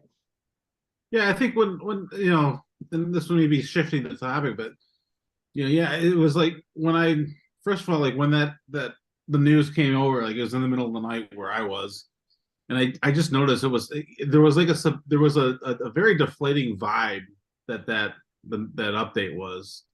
I think my only disappointment was like, man, that could have been worded better, I think. Yeah. The tact. And then they end it with like their traditional we hope you continue to play Mario Kart Tour because like it's just a very deflating message. I think it really should have been worded better. But you know, I mean, the bottom line is it's simple. And I was telling this to to Frizzy Grind and God, I think Curtis actually reached out to me, which is cool. He's a cool guy. Curtis, yeah. He's like, so I was like, you know what? I think I've been when I woke up, that morning, I said, as long as there are tracks to race, I'm in. You know, Yeah. That's the bottom line. Like if the servers are still active and we can still race, I'm in. I mean, Yeah. that's because that's the heart of the game for me. So for me personally, like I'm like, okay, well, I'll just adjust to it. We'll see what happens with ACR. I don't know how. I mean, we'll see how ACR it's affected with ACR. But I mean, in a way, ACR is kind of like, yeah, it's important to me, but I like racing. If there's stuff to race, I'm gonna race. Yeah. And then but then like I was thinking, like I saw like Studfit, I saw your reaction.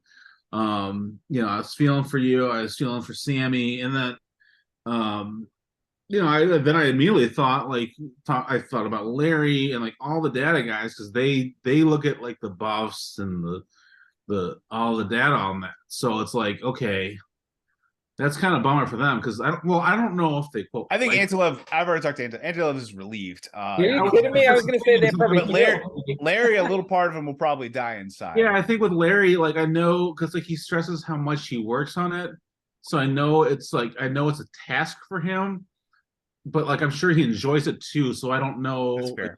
Like I can tell, like I can see with Antelope being a relief for him. Stuff like with DKR when he's counting, like when we get the updates on how many actions per tour and stuff, like he's not going to need that anymore because he'll have it all. I would hope it's kind of a relief for them, for the content creators that I think my main concern was for the content creators that focus on new stuff. And Sammy and Rider Games, and because I know Rider Games has got like a Wiggler fetish. Hi, Rider Games. I don't know you, but you're cool. Fetish. Okay. I really feel for them, and I really hope they don't stop what they're doing because it's such a great game. I hope they can see how much the community loves them and loves you, Studfit, and loves Sammy and Carlos and stuff. So I hope you guys can focus on that more, being like, okay, there's no new stuff, I'm screwed. I don't really think you are. I think you guys don't realize how important you are to the community. I think you should thrive off that, and I think you'll still do well. I appreciate that, man. My TED Talk. Yeah, no, I needed that pep talk. No, I at that moment I was thinking like, wow, my channel is basically about buffs and like what's changing in the meta, and if both of those things are taken away, what is my channel? And so it kind of hit me a little harder than I think it hit like say Carlos or somebody else who they just stream, they just do them. Frenzy fan. Sorry, I didn't mean to. Yeah, well, sorry. That's the whole thing too. Is like so much stuff they brought out that you guys have another year of still like having. Yeah, I think you guys are good for at least another year. Well, actually, I will be honest with you. I'm actually kind of looking forward to adapting. And like I was looking back on it, my very first rundown was the very first LA tour, which I think it was in like November of 2020. September. It was there you go. Okay. So I was literally using my phone and I was just like, I had screenshot a bunch of stuff and I literally added up all the buffs. And at that time, like this time we had like 500 something buffs. At that point in time, we had like 20 buffs. And so I manually did them all. And I just like swiped with my phone, screenshots. And that's how I did the rundown. It was on the Wednesday morning. I spent like 3 or 4 hours at the very beginning of the morning to get that out and released. And so I would actually look forward to what I see the rundown potentially being is once the meta has settled down, every track has been out released, no more buffs are happening, which might take a year to happen. I'm actually looking forward to that point. I'd love to just be able to just say, hey, here's the top shelf, here's kind of where, and then like have like a just a couple slides to talk about mostly ranked, and then maybe have a couple other slides like Raker's me slide for all cup ranking or all cup ranking MVPs. If we can get that information, I'd love to come out with that on Wednesday mornings, and instead of like having a reaction, come out with like the rundown on a Wednesday morning. Have you guys start out the tour that way? That'd be ideal. I'd love to spread. That would be a goal one day to get to. So, but yeah, to your point, Jeeves, that's going to be, assuming that the community is still here, in a year, and you guys are still supporting me. You guys still want to see more of me. And if that's the case, then I promise you all I'll adapt, and I'll keep coming hard and giving you guys what you want. So that's my pledge. Well, I'm not going anywhere. Okay. Well, I'll be honest. Like, one of the things that I watch of almost everybody's is the tour reaction. It's for two reasons. I really enjoy watching a lot of you, and then others I just want to see if I'm in their rank. Nice. I'm in for the competition and stuff like that still, so it's okay. It's fun. So like, There you go. it doesn't end, because that's really what always drove me to the game was, That's so funny. competition and having fun and stuff like that. And of course, working with people. I'll be honest with you, like, I've only lost once in the 30 weeks. I lost to Studfit. You kept in great contact with me, and I would have lost one other time, and that was to Larry 98, who was maxed on everything. That dude second for me, and I was like, I know that's not what I wanted. I wanted you to win first and me to win first. Like, if it's not going to happen, go for it. But thank you, Larry 98, for allowing me to. I appreciate it, but sorry I couldn't pull Larry and be extra nice and let you win. And but I would have had to. I mean, I kept in contact with you, but yeah, one of us had to take an L, and I was just gonna let it be you. That's all. Yeah. There you go. I mean, if it was any other week and it was like items that were worth something to me, and it wasn't a city tour, man. But now city tours, I'm telling you, they mean a lot more than they used to. So, yes, they do. So let me ask you about that. Do you think that the dynamic between cities versus assumed, do you think that will continue, or do you think we'll maybe see a little switch up at the anniversary? Do you think we'll see like cities and everything intermixed? And it's kind of trending that way, because this was the first tour, like, oh, thank God there's no cities this tour. And so I think it's starting to get people thinking about all the cities now. Because that's a new meta. That would be like a new meta that you have to adapt for. If they just all of a sudden say, okay, here's all 700 tracks or whatever they are, and they're all mixed all the time. And there might be some like, loose ties to a theme of the tour. But I mean, if they just include, 2 cities or something like that, every single tour, like that would switch stuff up. And that would actually, I think, for those of us who, really focus on the meta, that would flip everything upside down and would keep us on our toes for months on end. Well, yeah, because like your rundown has been, well, this guy's got so many tracks, but he's got 7 cities. And you kind of, I mean, the way you phrase it is like cities are trash. Well, I don't think they're trash anymore. So whoa. They're not trash. They're gravy. They're gravy. Okay. Gravy's delicious. Well, yeah, I would like for them to add cities here and there. I don't know if you guys noticed, but lately they've been sprinkling on a couple of city courses with regards to retro tracks. So, just sprinkle in 1 or 2 city tracks. Like, that would be great. Even some nitros in there too. Like we had exactly. yeah. Exactly. We're not getting new content anymore, no new tracks. So at least what they should do is just sprinkle in a nitro track and a city track and let it rotate. That way, we can like that. It'll be better. Yeah. I bet we keep battle at a ranked and start putting more city tracks in. Yeah, No battle rank, tracks. but okay. Goodness sakes. like, I wish. So I calculated it up a little. It didn't take that long. Obviously, there's 45 tracks, right? In a cups, 15 times 3. If they did 11 tracks and did all 4 variants of those 11 tracks every single tour, they would only need to add in 1 battle track. And I think that's a big miss. Even if they wanted to have it ranked, but just have 1 battle track in there, I think we'd all be happy. We're playing to race. We're not playing to battle. Yeah, I was actually okay with 2 battle tracks when they do that.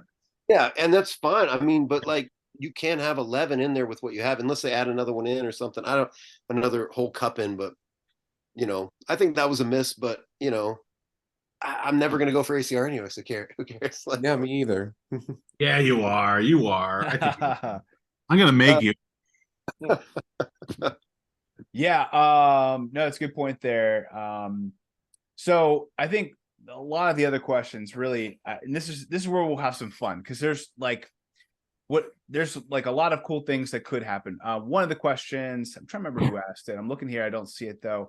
But do you think that they could switch things up? So like Raker mentioned a couple weeks ago, his thought would be that maybe they have like a month-long ranked month-long like ACR, and maybe they move it to 45 tracks to 100 tracks or something like that. Like, do you think that there will be any major shift in like some of the structure to the tour, or structure to do you think they'll just keep it the same and just kind of roll out, or do you think that they'll maybe introduce something new with this anniversary tour? Are you suggesting level 9 Studfit? So I will say, for those of you at home, my answer to this question, about that. My answer to this question is, if you ask Nintendo right now, the customer service, they're like very transparent with you. They're very transparent. So I think Sammy asked about level 9, and what did he say? Not at this time. Not at this time. Yeah, I reached out to him. It says, despite there is no plan to release level 9 at this time, and new data after this date. So there's no plan to do it. So no level 9 from what it looks like. But to me, my answer to this question is, my guess is they're just not going to do anything. They've already checked out. Like they're already like clocked They're out. Done. Done. Like they've already washed their hands. Yeah, they're done.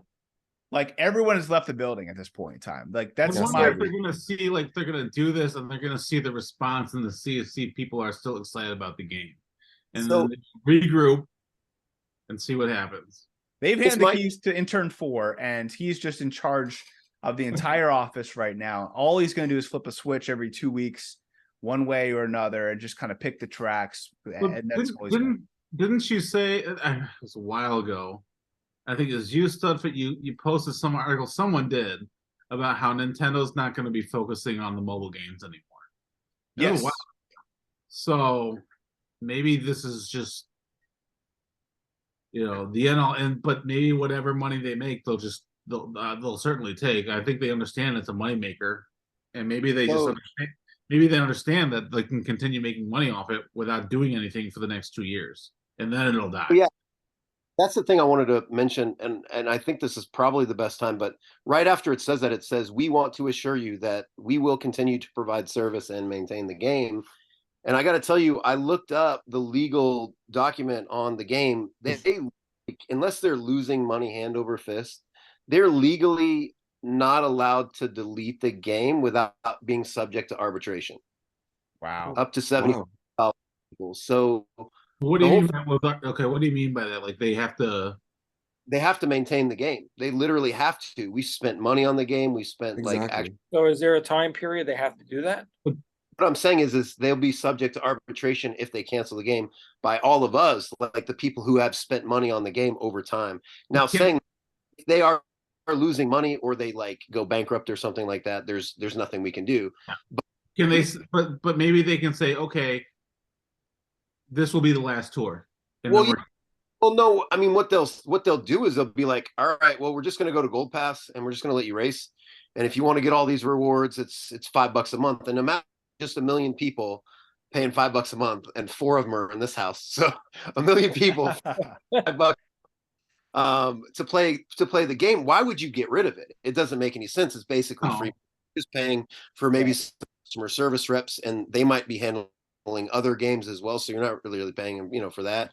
And then someone to make sure that all the content that's in the game is just being organized in a way that's maybe a little bit different and fun for the players. I mean, it's not that much money to maintain this game at this point. So, and to continue, and they've got so much great content that came out that we really didn't get to experience a lot of it, and this next year we're going to experience it a heck of a lot more. I never fully feel like I've absorbed all the new content the last year and a half. I really haven't. So good point. Yeah, they so much stuff. That's the thing thing. to add to all that too is there's so many tracks we haven't seen in such a long time that we're gonna get new tracks that we haven't seen in like months and years. that it's just going to keep rolling over. And there's infinite combinations of Yeah. track selection for each tour. So What, that will 500 plus tracks? that Like, will keep never rolling die over? away. Yeah. Yeah. I don't see it going away. So I just wanted to put everyone's mind at ease. I mean, I really read like everything around like closing the game out and things like that. And that's not something they can just willy-nilly do. I mean, what they're doing is making sense for them as a business where they can still keep the money rolling in with, I mean, they'll probably keep those premium rewards coming and things like that. Like premium challenges are here, like they've been here for a year, but saying it like it's brand new. It's funny. It's funny. They'll do. It's funny you bring that up because I always wondered, because the way the whales spend money and how we built our accounts and all the money we've spent, to just come down and just say we're closing the game now. I always wondered how that worked. Like, I spent this much money on my account and this guy spent this much money on his account, and now you're going to come down and say the game is going to be closing down. It's like, how does that work? You know what I mean? It's like, Yeah, we've invested into something to That's- play. yeah, We've that's what invested I'm in this saying. game, so you now my can't take, money's out the window and I can't race anymore. It's like, Yeah, they have to do like legit. I mean, and you guys can go and read it. It's right on the app. I mean, go in there and see. They have to pay legal fees up to 75,000 arbitration, so you don't want to ask for any more than that. But like, yeah, I mean, it's not something that they legally can do without literally, yeah, without them losing. I mean, without them filing for bankruptcy, losing money, something like that around that game specifically. Like, there's nothing they can do. They have does to it keep say, it. yeah, they have to keep it going for infinity? Well, I mean, you know, things happen in the world. You know, I mean, Nintendo could crash. I mean, anything could happen. You know. Yeah. But So- they have to keep it going until, until they can't keep it going anymore, whatever that, whatever happens. To me on the app was that they have no, they're going to maintain it and have playability. So I don't see it ending anytime soon. And that's the whole point, is like, why would you want to give up something where people are paying you $5 a month and you don't have anybody working on the game anymore? Like And I actually, mean, I guarantee you it's more than a million people. Actually, what hearing Bobcat said, it was like, I don't even think level 9 is necessary. Well, it's yeah, and that's impossible to keep up with. No, you can't. If just because they said there's just level rely 9, on money and packs and stuff. How would we get anything to level 9 at this point? I mean, I thought there was a data mine of a level 9, like kind of like flash for the item. I thought somebody said that there was actually a flash for that. But my thing is like, yeah, they don't have any plans right now, but what about 4th anniversary?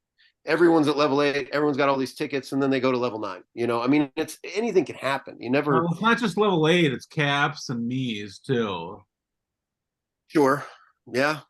Adding to all of that, like, it's kind of our responsibility as a player base to keep them going, right? Like Bobcat was saying, like, if everyone keeps their gold pass at least, but continues to put money into the game, they're not going to shut it down. And I can't remember, Bobcat, I've read what you read, and I was reading up on some laws. There is a specific amount of time they are required to hold the game, like that they have to actually employ and have hands on deck and provide the servers to keep the game going without arbitration. I can't remember what it is, but there's like a legit time frame. But if in that time frame the player base still shows up, we're still participating, we're still spending money, they're not going to let the game go. And everybody keeps referring to the one article where the CEO said, hey, like, we don't see mobile being in the future of Nintendo. Like, all it takes is one CEO change or one financial thing to switch, or another COVID to happen where everybody's at home. Like, I hope that never happens, but you know what I mean? Like, there's nothing to say that like they will not come back and say, hey, we have this player base and we're gonna build out this game again and we're gonna release more stuff. But if we're not here to do it and we're not enjoying the game, we give them no incentive to do that. There's rumors right now that lockdowns are going on in December. I'm telling you right now, it can't happen, because the CEO of, I think, Nintendo would probably have some like inkling of it, and he wouldn't be dropping mobile right now. There's no way. That's what people would be doing, is sitting on their phone. So hey, that's a good thing. No lockdowns. I'm glad. Wow. Right there, crazy fangirl. That's funny. Yeah, no, but it's a good point though. Just the CEO. I don't know how much about him, how long he's been CEO, and there are things change pretty, especially at the top, move pretty quickly. And honestly, I think that this is my personal belief, is that this is a poor decision from Nintendo. I mean, I just know that people are on their phones all the time. and that's where also microtransactions happen. They could happen anywhere for sure, but like we're so like almost immune to them. They happen all the time, between like paying for Uber Eats or whatever. We pay for stuff on our phone like literally multiple times a day, as compared to in our phone, like in our home, and like we're in front of our console. People might think twice. People are like, do I really want to pay for a game versus I don't know, just the flippant decision to pay for stuff with our phone. So I'm with you. I think going away from mobile is like a very bad idea for Nintendo. And it is what he said. My initial reaction to what he said was like he was referring to like Mario, like the Mario franchise of Mario's jumping, like 3D Mario World Mario stuff, not like the other Mario games, like Pokemon Go being one, Mario Kart Tour being another. I saw like other stuff being like what was the freaking Animal Crossing, like these games that are out there that are on the mobile phone. I don't think he was referring to them. I think he was talking about like the pure Mario one single player, multiplayer, whatever you want to call it, but like where you're going through the world and you're going to world 4-7, like that part is what I thought he was talking about. But now it makes me second guess that. Is he just saying like we don't want to be in the mobile space, which would be sad. I think it's a mistake. We'll see what happens from that. And I agree with you, because like how would they view this whole project as not successful? I mean, well, maybe they did invest. I don't know what the revenue is. I don't know how what the profits are either. I mean, maybe it costs a lot to run a game like this. I think that paying for developers and the QA testing and like all that does cost money. But maybe they did have this all in plan and they front loaded it and said we're going to spend X amount and then we're just going to keep it going for X amount, and we'll break even at X amount. At year 5, we'll break even and we won't be profitable for the first 4 years or 5 years. I would maybe, if they're basing their quote, their success. I mean, I think they made a lot of mistakes with this game with the Mii's. I think the Mii's just dominated. I don't think that was in the works of how powerful they would be. I think there are a lot of mistakes. The battle modes, I think that was, I don't want to call it a failure, but in a way it is, because like that's not what racing is. But does that consider the game a failure? No, I think they can, those are things that can be fixed, Yeah. They did with the battles, with the shrooming and stuff. The Mii's, I don't know. I mean, that just snowballed into like a massive I don't even know if they saw that coming. So I don't know. Yeah. So I found the question. Monk's Music asked, is there any chance Nintendo has one last trick up their sleeve to spice things up in the meta as we go into the anniversary tour? If so, what? That's what I was referring to. Do we do a month-long tour? Do we have a new ticket introduced? Because again, they're not going to introduce new things after the anniversary. But what if the anniversary there is something introduced? Any ideas? They do. When they sent me the thing, they said there is going to be some more notification in the in-app, and that's what they told me. Like, this isn't the enjoy the game. That isn't the last thing we're going to hear from them. So the next tour, do something. I think it'd be a big miss if, and I'm kind of in line with Kart Life here a little bit. I don't want there to be an award more than the badge for top 10, 100, and 1,000. But to give us another card or 2 cards where it's 1,500,000 and 2 million, since the numbers are going up, and give more rewards, I would like to see that. I mean, so that's my input. I would like to. That's encouraging, because, like I said, that news update really felt like that was it. Like, I was really that was my disappointment. Well, Jeeves, it could be, but I have hope. I have hope. I do too. I really do. But like, I mean, like, I think that was my only shock, was like, man, this is like the final words about Mario Kart Tours. That's really deflating and really a bummer. But I'm encouraged that there might be some more communication about everything later on. I hope. Sammy D used a great analogy that he said It was like I can't remember what he said, but basically it felt like they were like saying, "Hey, we're breaking up," right? Like you're it's the end of this It's beautiful not you, it's relationship that we've me. had. Yeah. Like that's how it feels, right? But like I don't know, like in some ways I'm hopeful that I don't know if you guys use that acronym, but like DTR, like define the relationship, right? I feel like it's this moment where Nintendo's coming to us and says, "Hey, I've been courting you, I've been giving you flowers, I've been taking you on fancy dates, I've been impressing you, like giving you new treats and all this stuff. And I want to know if you're like really committed to this relationship, right? So like let's take things slower, but take it more steady. And it's our opportunity to prove to them that we want to get I married. can see You know what I that mean? too. Preach, Frenzy Fangirl. Yeah, Preach. I like that. Then I someone's like gonna get that. married and they'll spoil us again. Oh, That's my like we're getting married now, and they're gonna treat us, or they're gonna court us a little longer. But it's you know, I gotta know. Is it I think so what you're saying is they're kind of testing our commitment level. okay?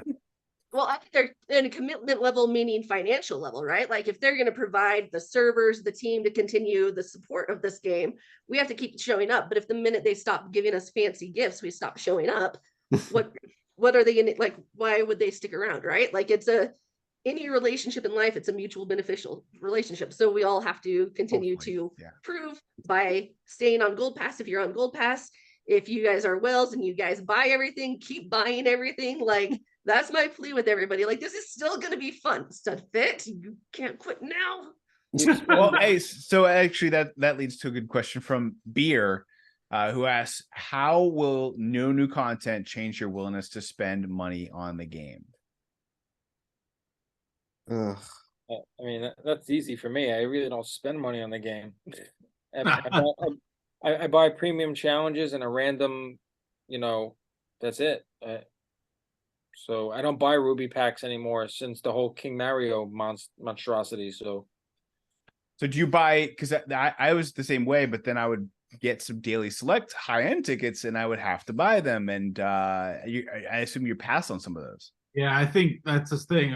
I think, again, I'm a whale, and I don't want to speak for everyone because I'm a whale, but like even as a whale, it's like now there's a finite thing that I might just pass up on stuff. So I would think that I'm not going to be spending as much.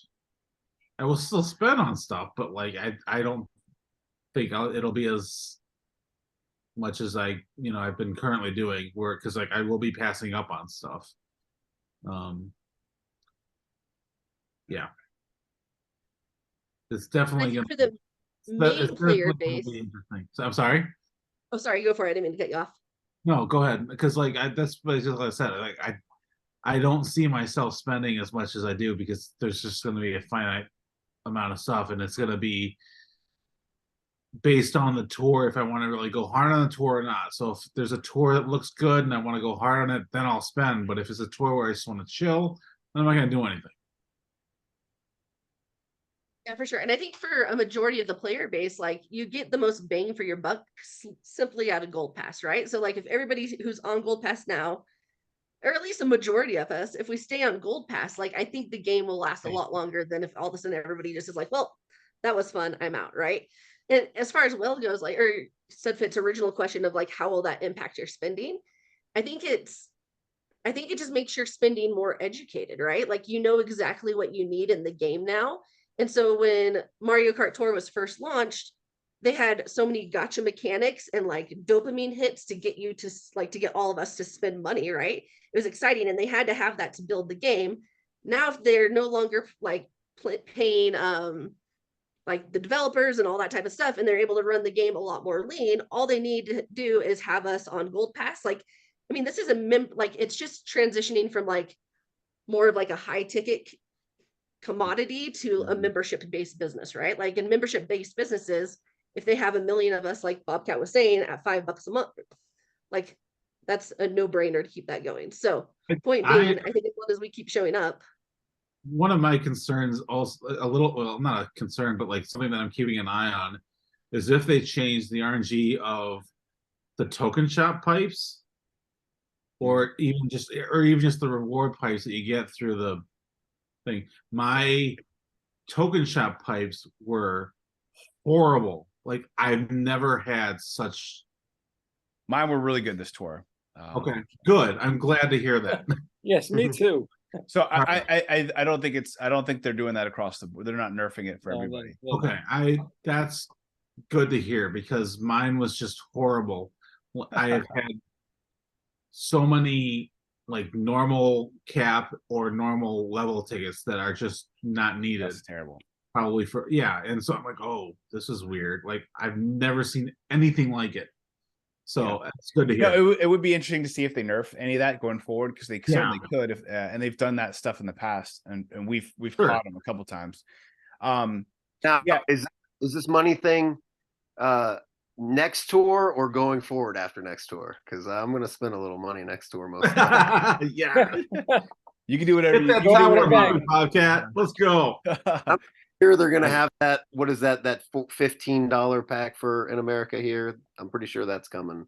Yeah, The gold, like a gold item.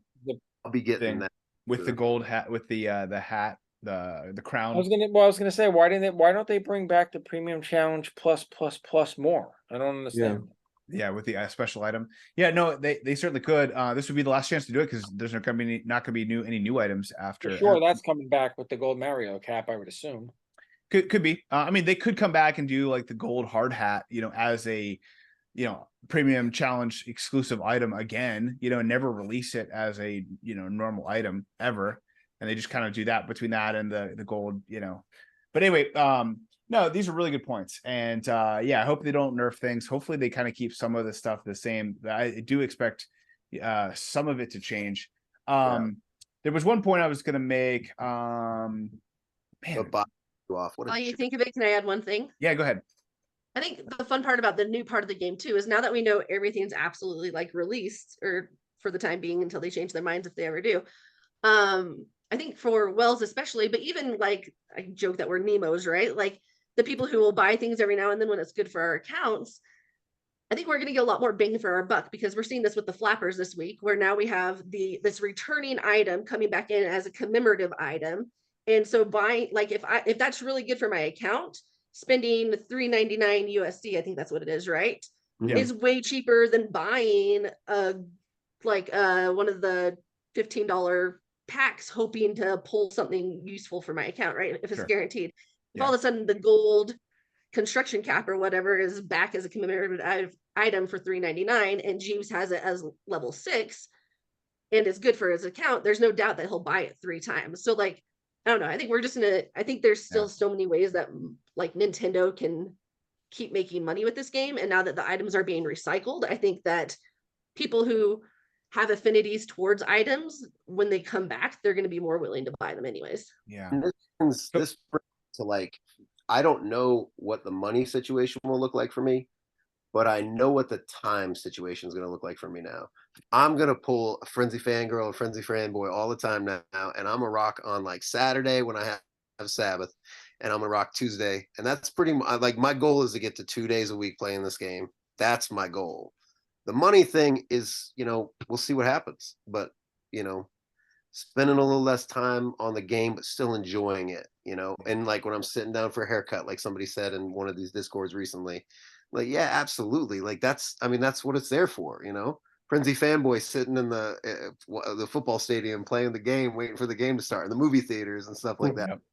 That's why I defend Frenzy Fanboy. He does grind every single day. I'm the lazy one, not the lazy one, but I'm the one who has to like binge play. So yeah, I mean that's it. I just want to play it when I got some free time. That's it. Yeah, that's a good point. I do remember what I was going to say, and I think it actually is a good transition to kind of, but it's something important to talk about. It's weird, I would hear Carlos whenever he would play some of his other games, and he'd be like, like Clash of Titans or whatever, Clash of Clans, and he'd be like, oh, he would keep talking about maxed account, and he's like, and he would always be frustrated that Mario Kart Tour was not, you can't max your account out, or like, hey, this is, and I think it's like a collector's thought process. But I do think a lot of games, it's perfectly normal for you to have a maxed account, and like you can just get the max items. And like Mario Kart Tour has had this chase that I don't think a lot of other games have. You're never there, you're never complete. And I think there's so many other games, if you think about like mini games where you just unlock all the characters and you've unlocked all the characters, and you have everything at that you could possibly get in the game. I do think that we'll get to a place where most day one players will have everything maxed, and maybe it'll take a year, maybe it'll take 2 years. For us whales, it'll get there sooner than them, but I mean, like when I say maxed account, like you will have every track maxed. I think just a very thoughtful player will have, maybe not even a whale, will have a maxed account, like every single track, level 8 quad capped within the next year. I think I could probably get there in the next 6 months. I think I think that's okay. I think that's okay to have, like, I think that's how actually most games are intended to be, is my point with all this. Is just like, the game's never been that way, so we haven't thought about it that way. But like, hey, if everyone has maxed out level 8, like, again, not everybody, but let's say you're in ranked, you have a maxed out, level 8 quad cap across the board, and you're in ranked with 3 or 4 other people that have also a max ranked account. Like, hey, to the best band win, right? Like, let's see what we can do with it. We're all in the even playing field. We'll all be there one day, and we all get to see who's actually better at this game or not the whales versus whoever spends the least. And we actually get to see what we can do with kind of to go full circle with what you were saying earlier, Jeeves. It's like, let the best skilled players win. That could happen. How cool is it? Yeah, how cool is it to be like a brand new player in this game, knowing that like they have such an advantage. We have an advantage of time on them, but they have such an advantage of resources, knowing like if this game is going to be around for 3, 4, 5 more years or infinity, right? They can come into this game and say, hey, what is it going to take for me to get an ACR 1000 badge? And if I do these investments, that's going to get me like 90% of the way there for a lot of things, and focus on that as your one goal.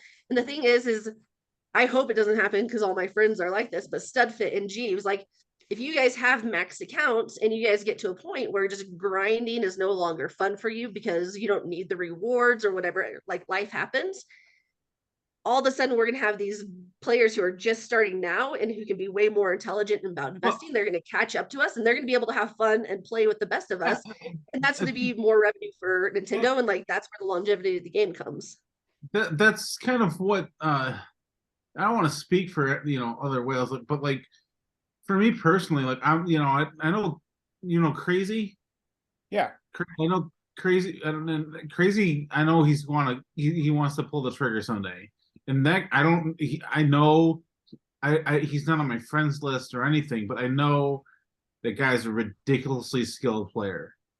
And I know like he wants to get the top 10. So I know he's like I think he's a Halloween fan, so maybe something. Yeah. I don't mean to put him on the spot or anything, but like that's like the kind of stuff that excites me. Like, and when Hero went for his top 10, it's I want to see these people that don't have like crazy loaded accounts get it. Like Woodmoo was a total example. Tyler, Hero, you were one of those, because like you don't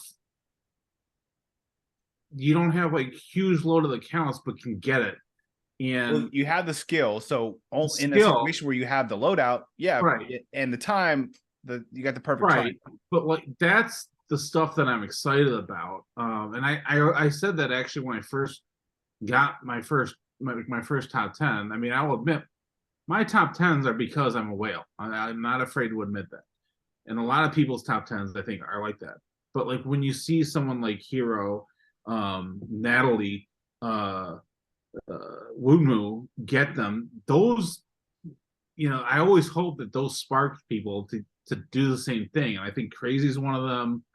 I'm sure there are others. I see someone in Sammy Sirs that are just, they get these crazy scores. Melody, I think Melody, she gets her action counts are just so huge. And I don't like to talk about boosting though, but if Melody had like my account, she probably can get it like each time. So I really hope it gives inspiration to those type of players to get it, and continue that. So maybe when Bobcat, dude, get the top 100. Mm-hmm. This is the opportunity. Oh my gosh! Oh, I got one. I'm good. Yeah, do it again. Oh my gosh! I'll take this question. I mean, for me, a maxed out account for me is going to be coin box or boomerang on every track possible, 8 quad. Right. And every Am I hearing from you that you still would you like to get it again? I honestly like, so I don't know if you know, I think you do, because we've been on chat before. I have 7 and a farm. The only time that's good for me to go for ACR is actually like the winter time. Like that's the best time. Like Sure. I to build, but I mean like January, February, when it's like super cold outside. I just have to make sure the water's, not But frozen like, the thing outside. is, with a finite number of stuff, and you're gradually building, I think you're gonna get that itch, even if it's not wintertime. Even that's what I'm saying. By the time I get it, by the time 8 is across, and I have 0 items besides gold, me, and Chuck quad capped, not other item. Like I've always been a ranked player. I have a lot of 10s and 8s already. I just don't have anything nothing that I was like. But now that the account's set, I'm gonna be, obviously. And when things are finite, they're not going to like really take over the conversation, though. Yeah. It'll be like, in a way, with the time, like the stars will align, where there's gonna be the tracks that you have the loadouts. I gotta love the tracks. I want to that I really enjoy the tracks. Like I don't think I do it on this. I'm surprised that so many people are with Vanilla Lake 1. I just, besides one team, rough. Still, like if the stars align, whether it's time and the track selection, you're gonna go for it. Yeah, I think you are. I think of people like you. I think of Torch. Hide your wife, hide your kids. No, I think you're gonna get to something. Not to the effect that you can hide the wife, hide the kids. Oh, but I did the same thing. I told my wife, I said, I have to hide them. I'm going for top 100, and it could take quite a bit of effort, and it did, and she knew. And the thing was it was grind, like those last 4 or 5 tracks that you could just see like the drain of like all of my like hope and will just fading from. But the thing is, though, if there's a finite amount of tracks and if you're still getting the rewards and putting the tickets on stuff, the grind is not going to be as tough. Again, I don't know your account. It may take a year, but that itch is going to come back, I think. And I think it's going to be like that for people like Torch. I don't even know their accounts, but I see people like Firestorm. I don't mean to name names though, but like that's my inspiration to see Kart Life. When he goes for top 100, I love it. The stars align. He doesn't have the count to get all the time with it, but like when there's Frenzy fan boy, he can get the top 100 and stuff. And so the C Boy.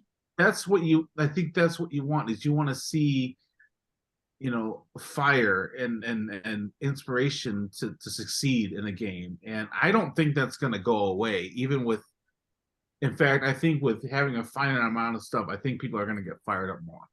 Yeah, I mean, like I said, for me, I just, my game's going to consist of boomerang, coin box, massive carts. I don't think anyone's going to have much trouble with gliders, especially they've been playing for a long time, even if they're not whales. And I'm not a whale. I mean, I have whaled a couple times, but I don't buy the pack, so I don't really whale. I get the premium packs, but I don't get the $19.99 and $39.99 ever. So,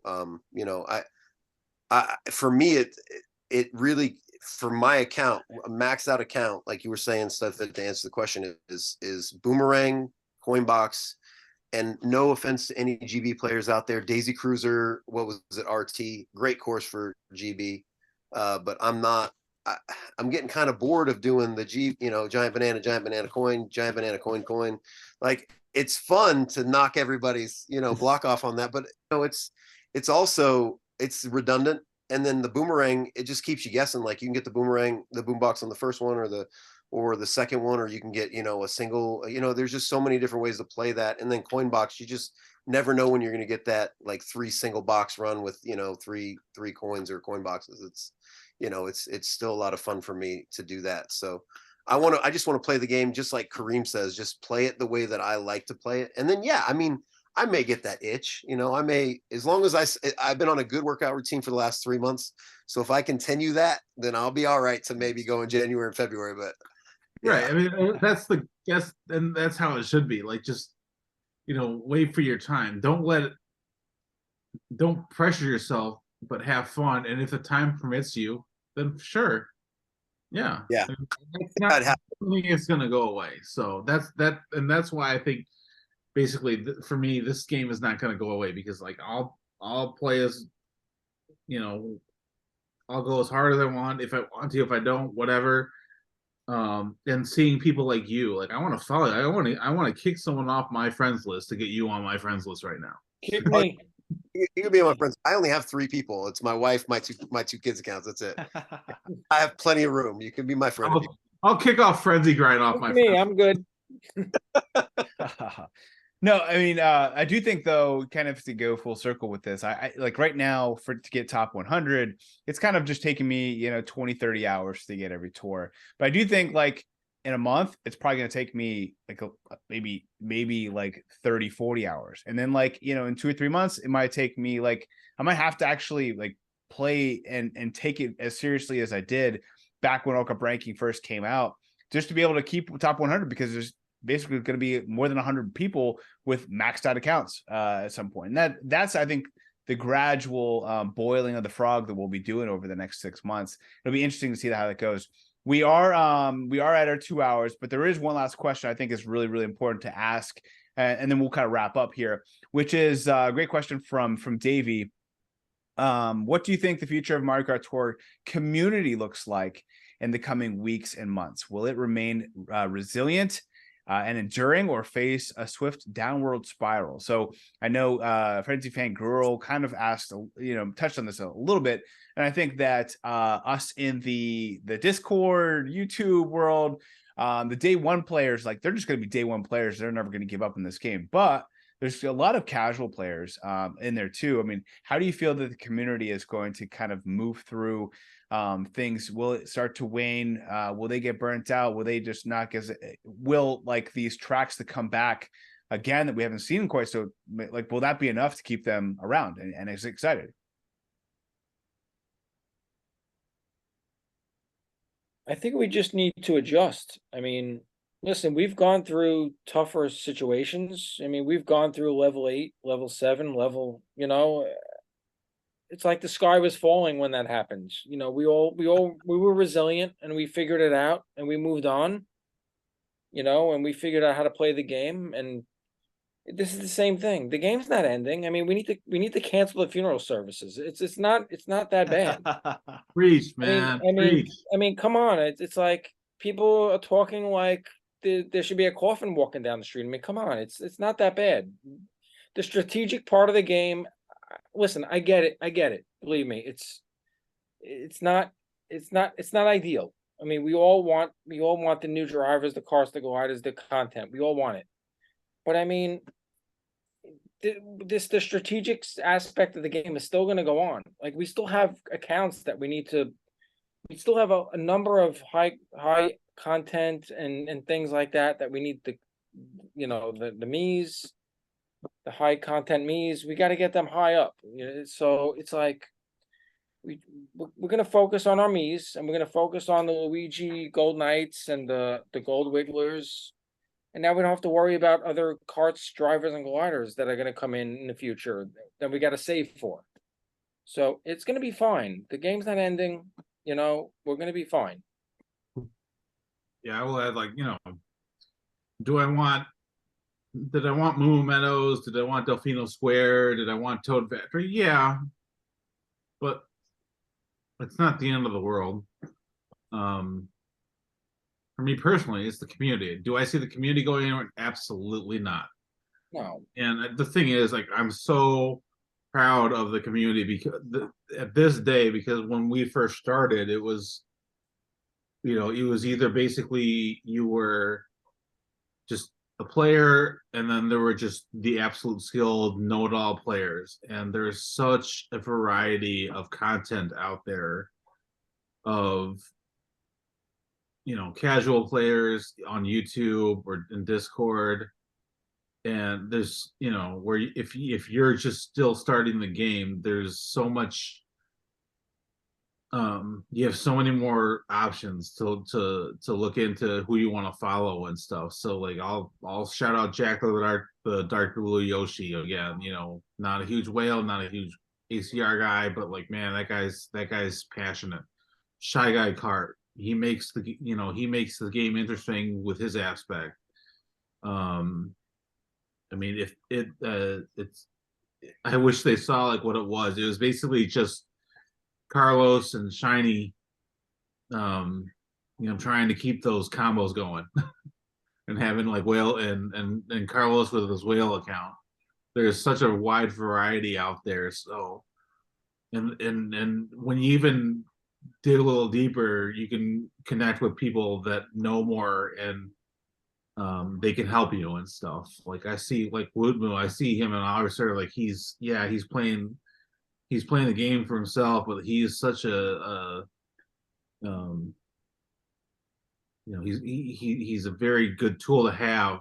He will help you, I'm sure, in any ways. I mean, I haven't gone to him for help, whatever, but I've seen him help others, which is great. There's Autodrift.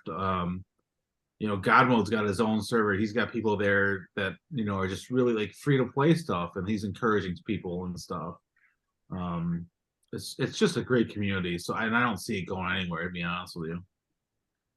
So I think kind of echoing what Jeeves is saying, I think we're gonna actually see a huge boost in the community.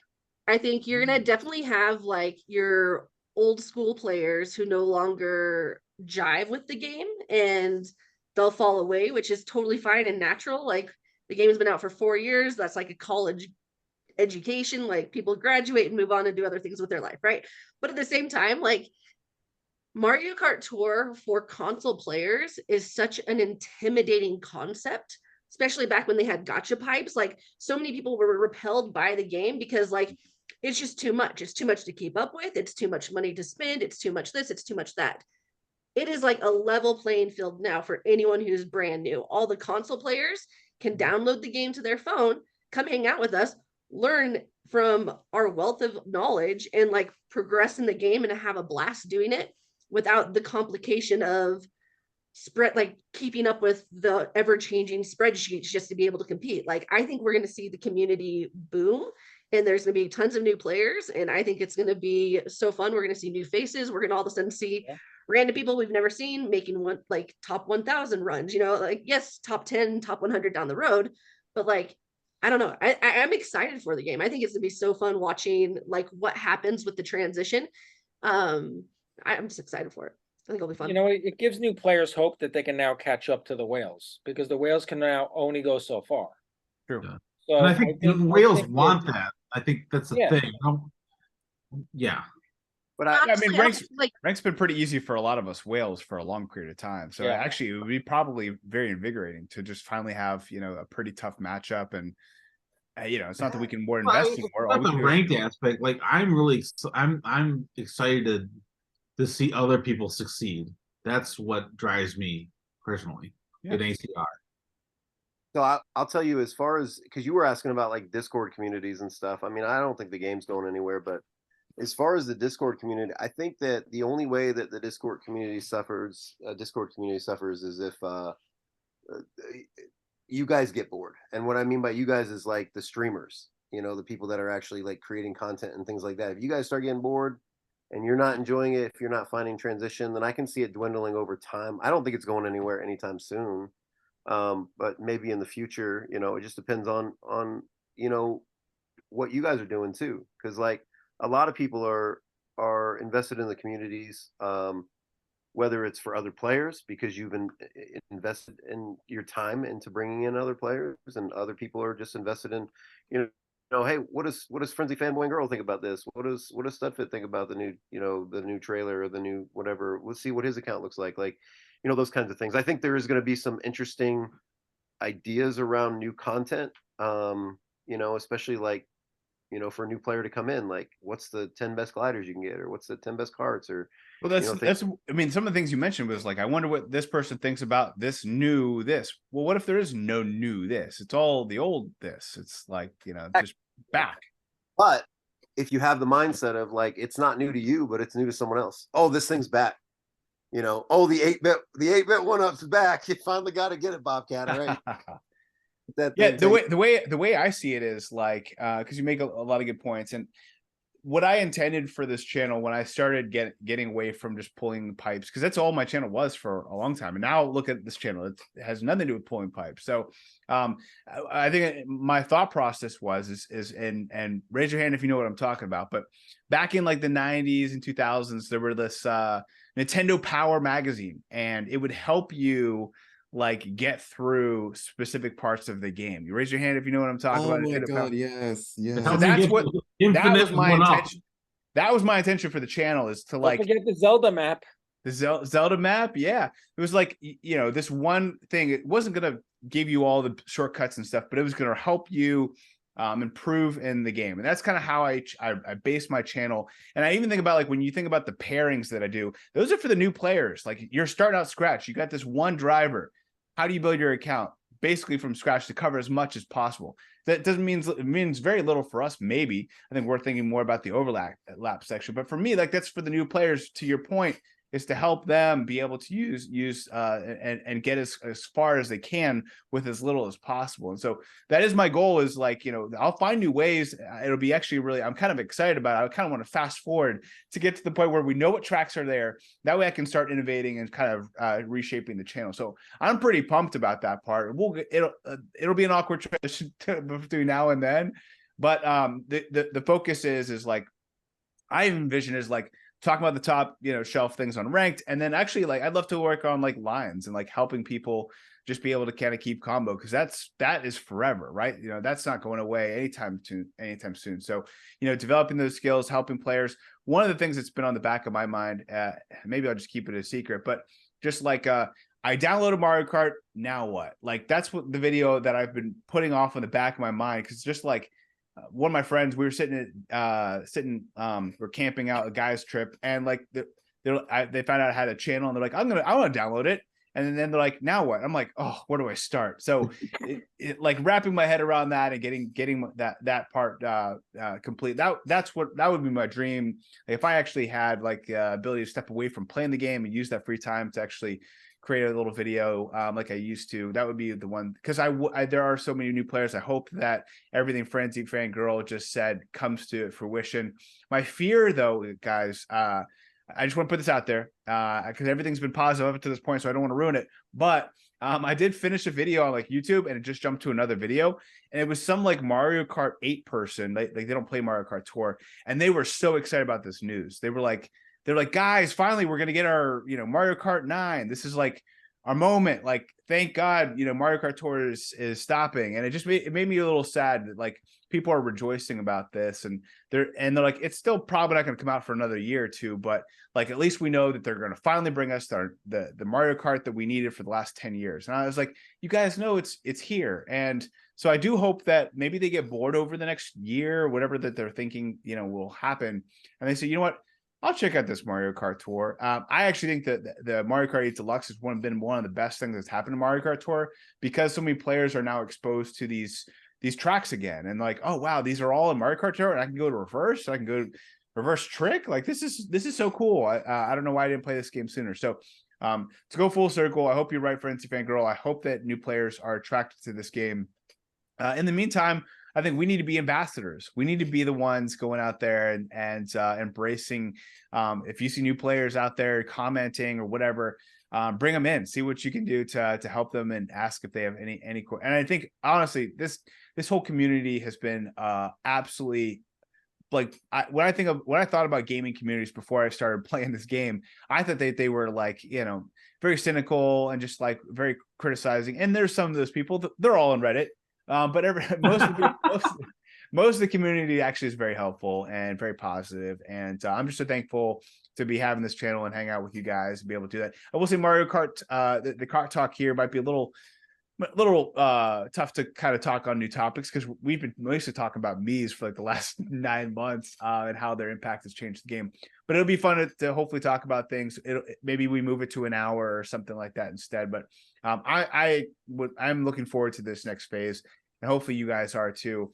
With that being said, one of the things I'd like to do as we wrap up is for the rest of the year, I'd like for each of us to just say goodbye to your fans, but then also give a specific shout out, one person that's kind of stood out to you in the community over the last week or tour or whatever, just someone you want to shout out. I think it's a great way to embrace that part of the community.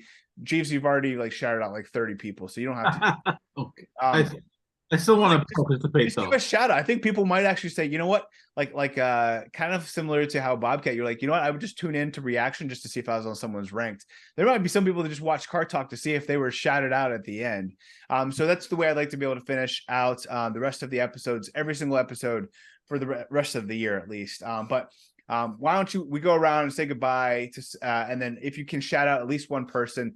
The one thing I don't want to do is like, people feel like, oh, if I shout out this person, they got shout out this person, then this person's going to feel left out, and then this person's going to be left out. Hey, hopefully you guys are on. You guys are all super studs. Hopefully you guys are on multiple times. You can shout out multiple people, one every episode. So just kind of keep it to one if you can. I know there's going to be a tendency to make people feel left out, but just make one person special if we can. If you need to do two because they're like, best friends with each other, they both did something together with you, totally fine. But we'll start with, if it's okay, we'll start with you, Bobcat, since we kind of did the reverse order as we did the introductions. Say goodbye to your new fans if they're new, and then also give a shout out. Yeah.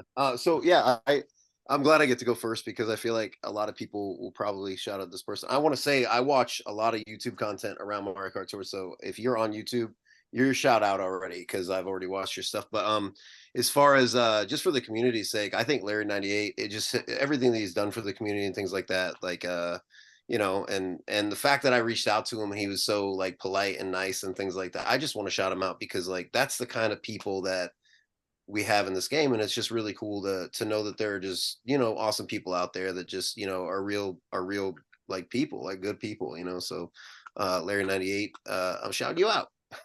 Love it, man. Love it. Well, thanks again for joining us, Bobcat. Appreciate you, man. And shout out to Larry 98. We absolutely love Larry 98.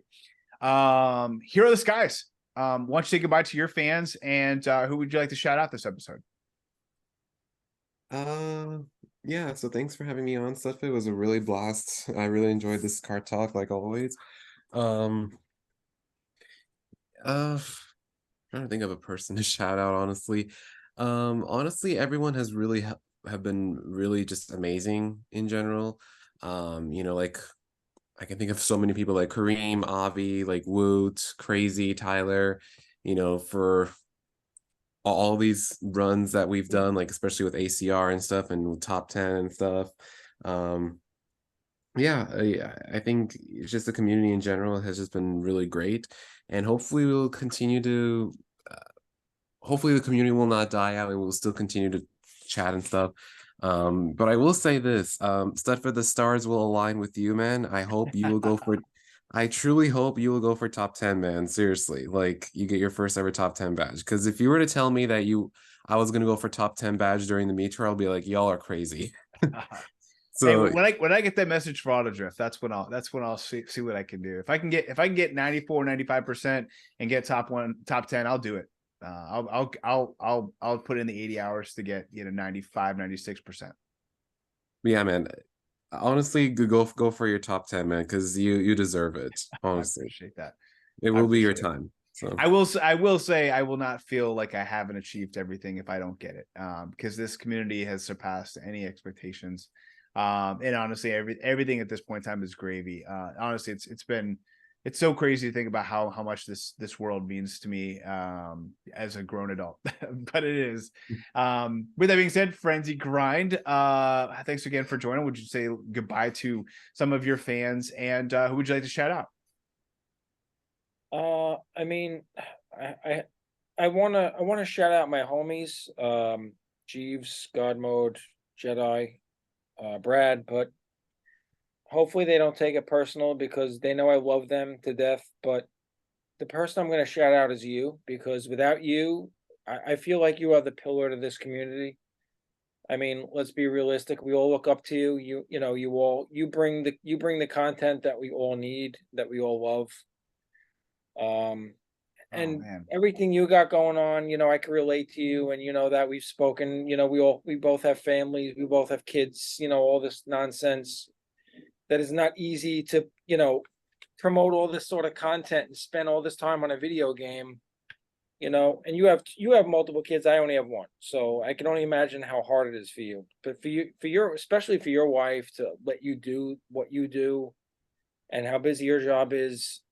I mean, God bless her, because you can see my wife was hanging over my shoulder earlier. I mean, it's hard. It's like they look at it as a video game and they don't understand. It's like, what are you doing this late at night? But God bless you. I mean, without you, you and Antolev, we wouldn't have the information we needed. So, I'm going you all the way, because, I understand how busy you are and how busy your job is, and the family you have, and you don't have to do this, So, I'm going you all the way, and, the homies understand, I think, Jeeves, but, Man, I'm honestly, I'm very humbled. I appreciate you shouting me out, man, and we'll move on. But that touches my heart, man. Like, You can cry if you want. I might cry. I might cry later, but no, that all means a lot. I'm actually looking forward to finally meeting you in person next month, man. It'll be cool to hang out. Looking forward to that. But no, I appreciate that a lot, man. This is it's weird to think about, but honestly, you guys keep me going. If it wasn't for you, there'd be no me. If there wasn't me, you still be there. So don't worry about me. But I appreciate that, man. Frenzy Fan Girl, thanks. Make sure to thank your friends and fans, and then also give a shout out. Well, thanks everybody for hanging out. This was a blast. Obviously, just shouting out to our own people. We're super grateful for like all the Frenzy family members, Frenzy friend members. Like, you guys make the game so fun. And a shout out, of course, all the content creators, Studfit, Sammy D, everybody. Like, it's what makes the community fun. But since I'm only allowed to give a shout out to one person outside of all those people, one person, shout out to little Jeeves, because it was his birthday recently. Yes, and little Jeeves is like one of the coolest kids ever. Like, I love the kids in this community. Like, Cot Dada's son was one of the coolest kids ever, but like little Jeeves is one of the coolest kids ever. Like, I love him to death. Happy birthday to him. Yeah, happy birthday. And thank you for sharing your dad with us. And like, you're just a really cool kid. Keep playing the game, keep having fun, keep letting your dad play the game, and we love you guys. Love you, little Jeeves. Oh, Jeeves, that's you're the last one, man.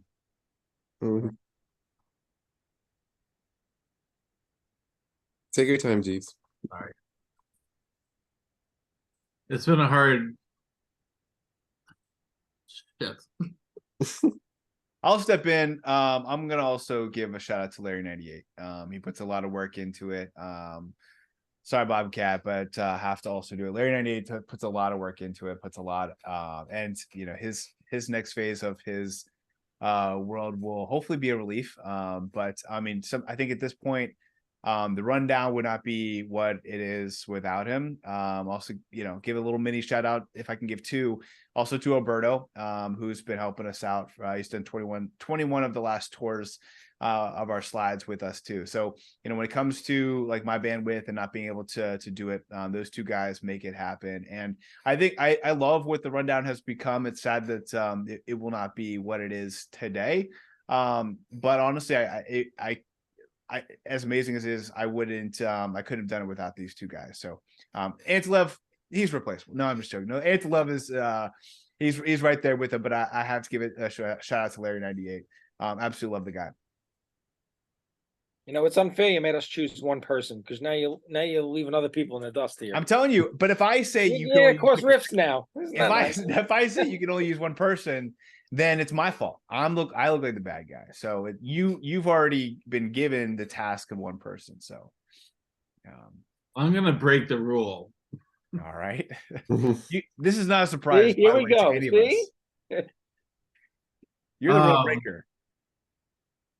I was first pissed at Frenzy Brian because I was gonna say Studfit, but What a shock. you echoed exactly what I was gonna say. But I'm gonna break the rule, and Okay. because Frenzy Fangirl just got me. you know, I think this all started with Studfit's video. Well, it started with Studfit's video of the stupid strat of the week thing with Calamari Desert, and I'm like, what the hell is he doing on this? This is great strategy, but like, who's gonna effing do this? But I was hooked. I was hooked on his charisma, his enthusiasm. I was hooked on this game, and this community was shiny. I was hooked on Natalie and doing the multiplayer races with Shiny, and Natalie helping me out on how to even connect the freaking multiplayer. I need to shout out Natalie because we have become friends beyond the game, and I am extremely. At first, it's kind of scary, but it's also like I consider her a modern day pen pal, and she's gonna hate me for saying that term because we've achieved, we've gained a friendship beyond the game, and it's nice to have, her. Like, if the game dies, I know she's gonna be around, and because of that, I've known other people are going to be around after the game, like Frenzy Fangirl and Studfit and God Mode and Frenzy Grind.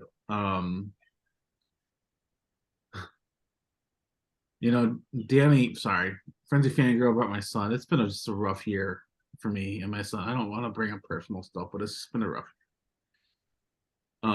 And we're doing better. And I've been playing the game because like it's been a distraction from the shit that we've gone through with my son. The shit. But it's getting better. God damn it. I don't know what to say, but I love coming to Kart Talk. I came here, I think, on the third episode, and I haven't been on. I don't go on all the time, but I keep coming back, and I hope I keep coming back. And I think that's what this game is about: is community and friendships. And I don't know if that answered your question. I'm sorry. We've had some really great times. I remember the episode with, Sammy was on. I think it went like 3 hours. It's just been just great to be a part of those. I will say, even though like I'm crying and I'm a mess right now,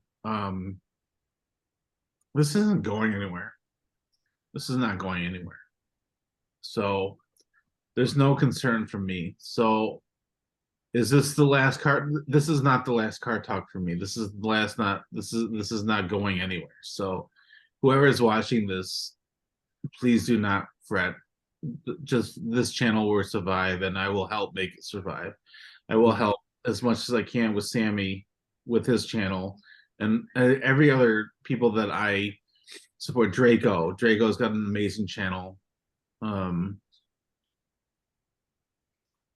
So I will shit, that didn't even answer your question, but that's all. Jeeves, I think that was the perfect answer. To be honest with you, I think, if you ever watch like was America's Got Talent, they had the button but it's like, the golden buzzer. The buzzer where like never watched that show.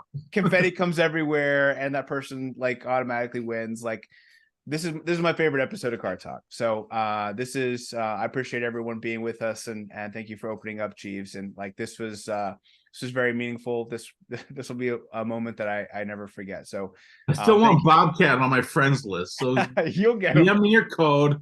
I'm gonna boot Frenzy Grind, and we're gonna go. Bye. All right, guys.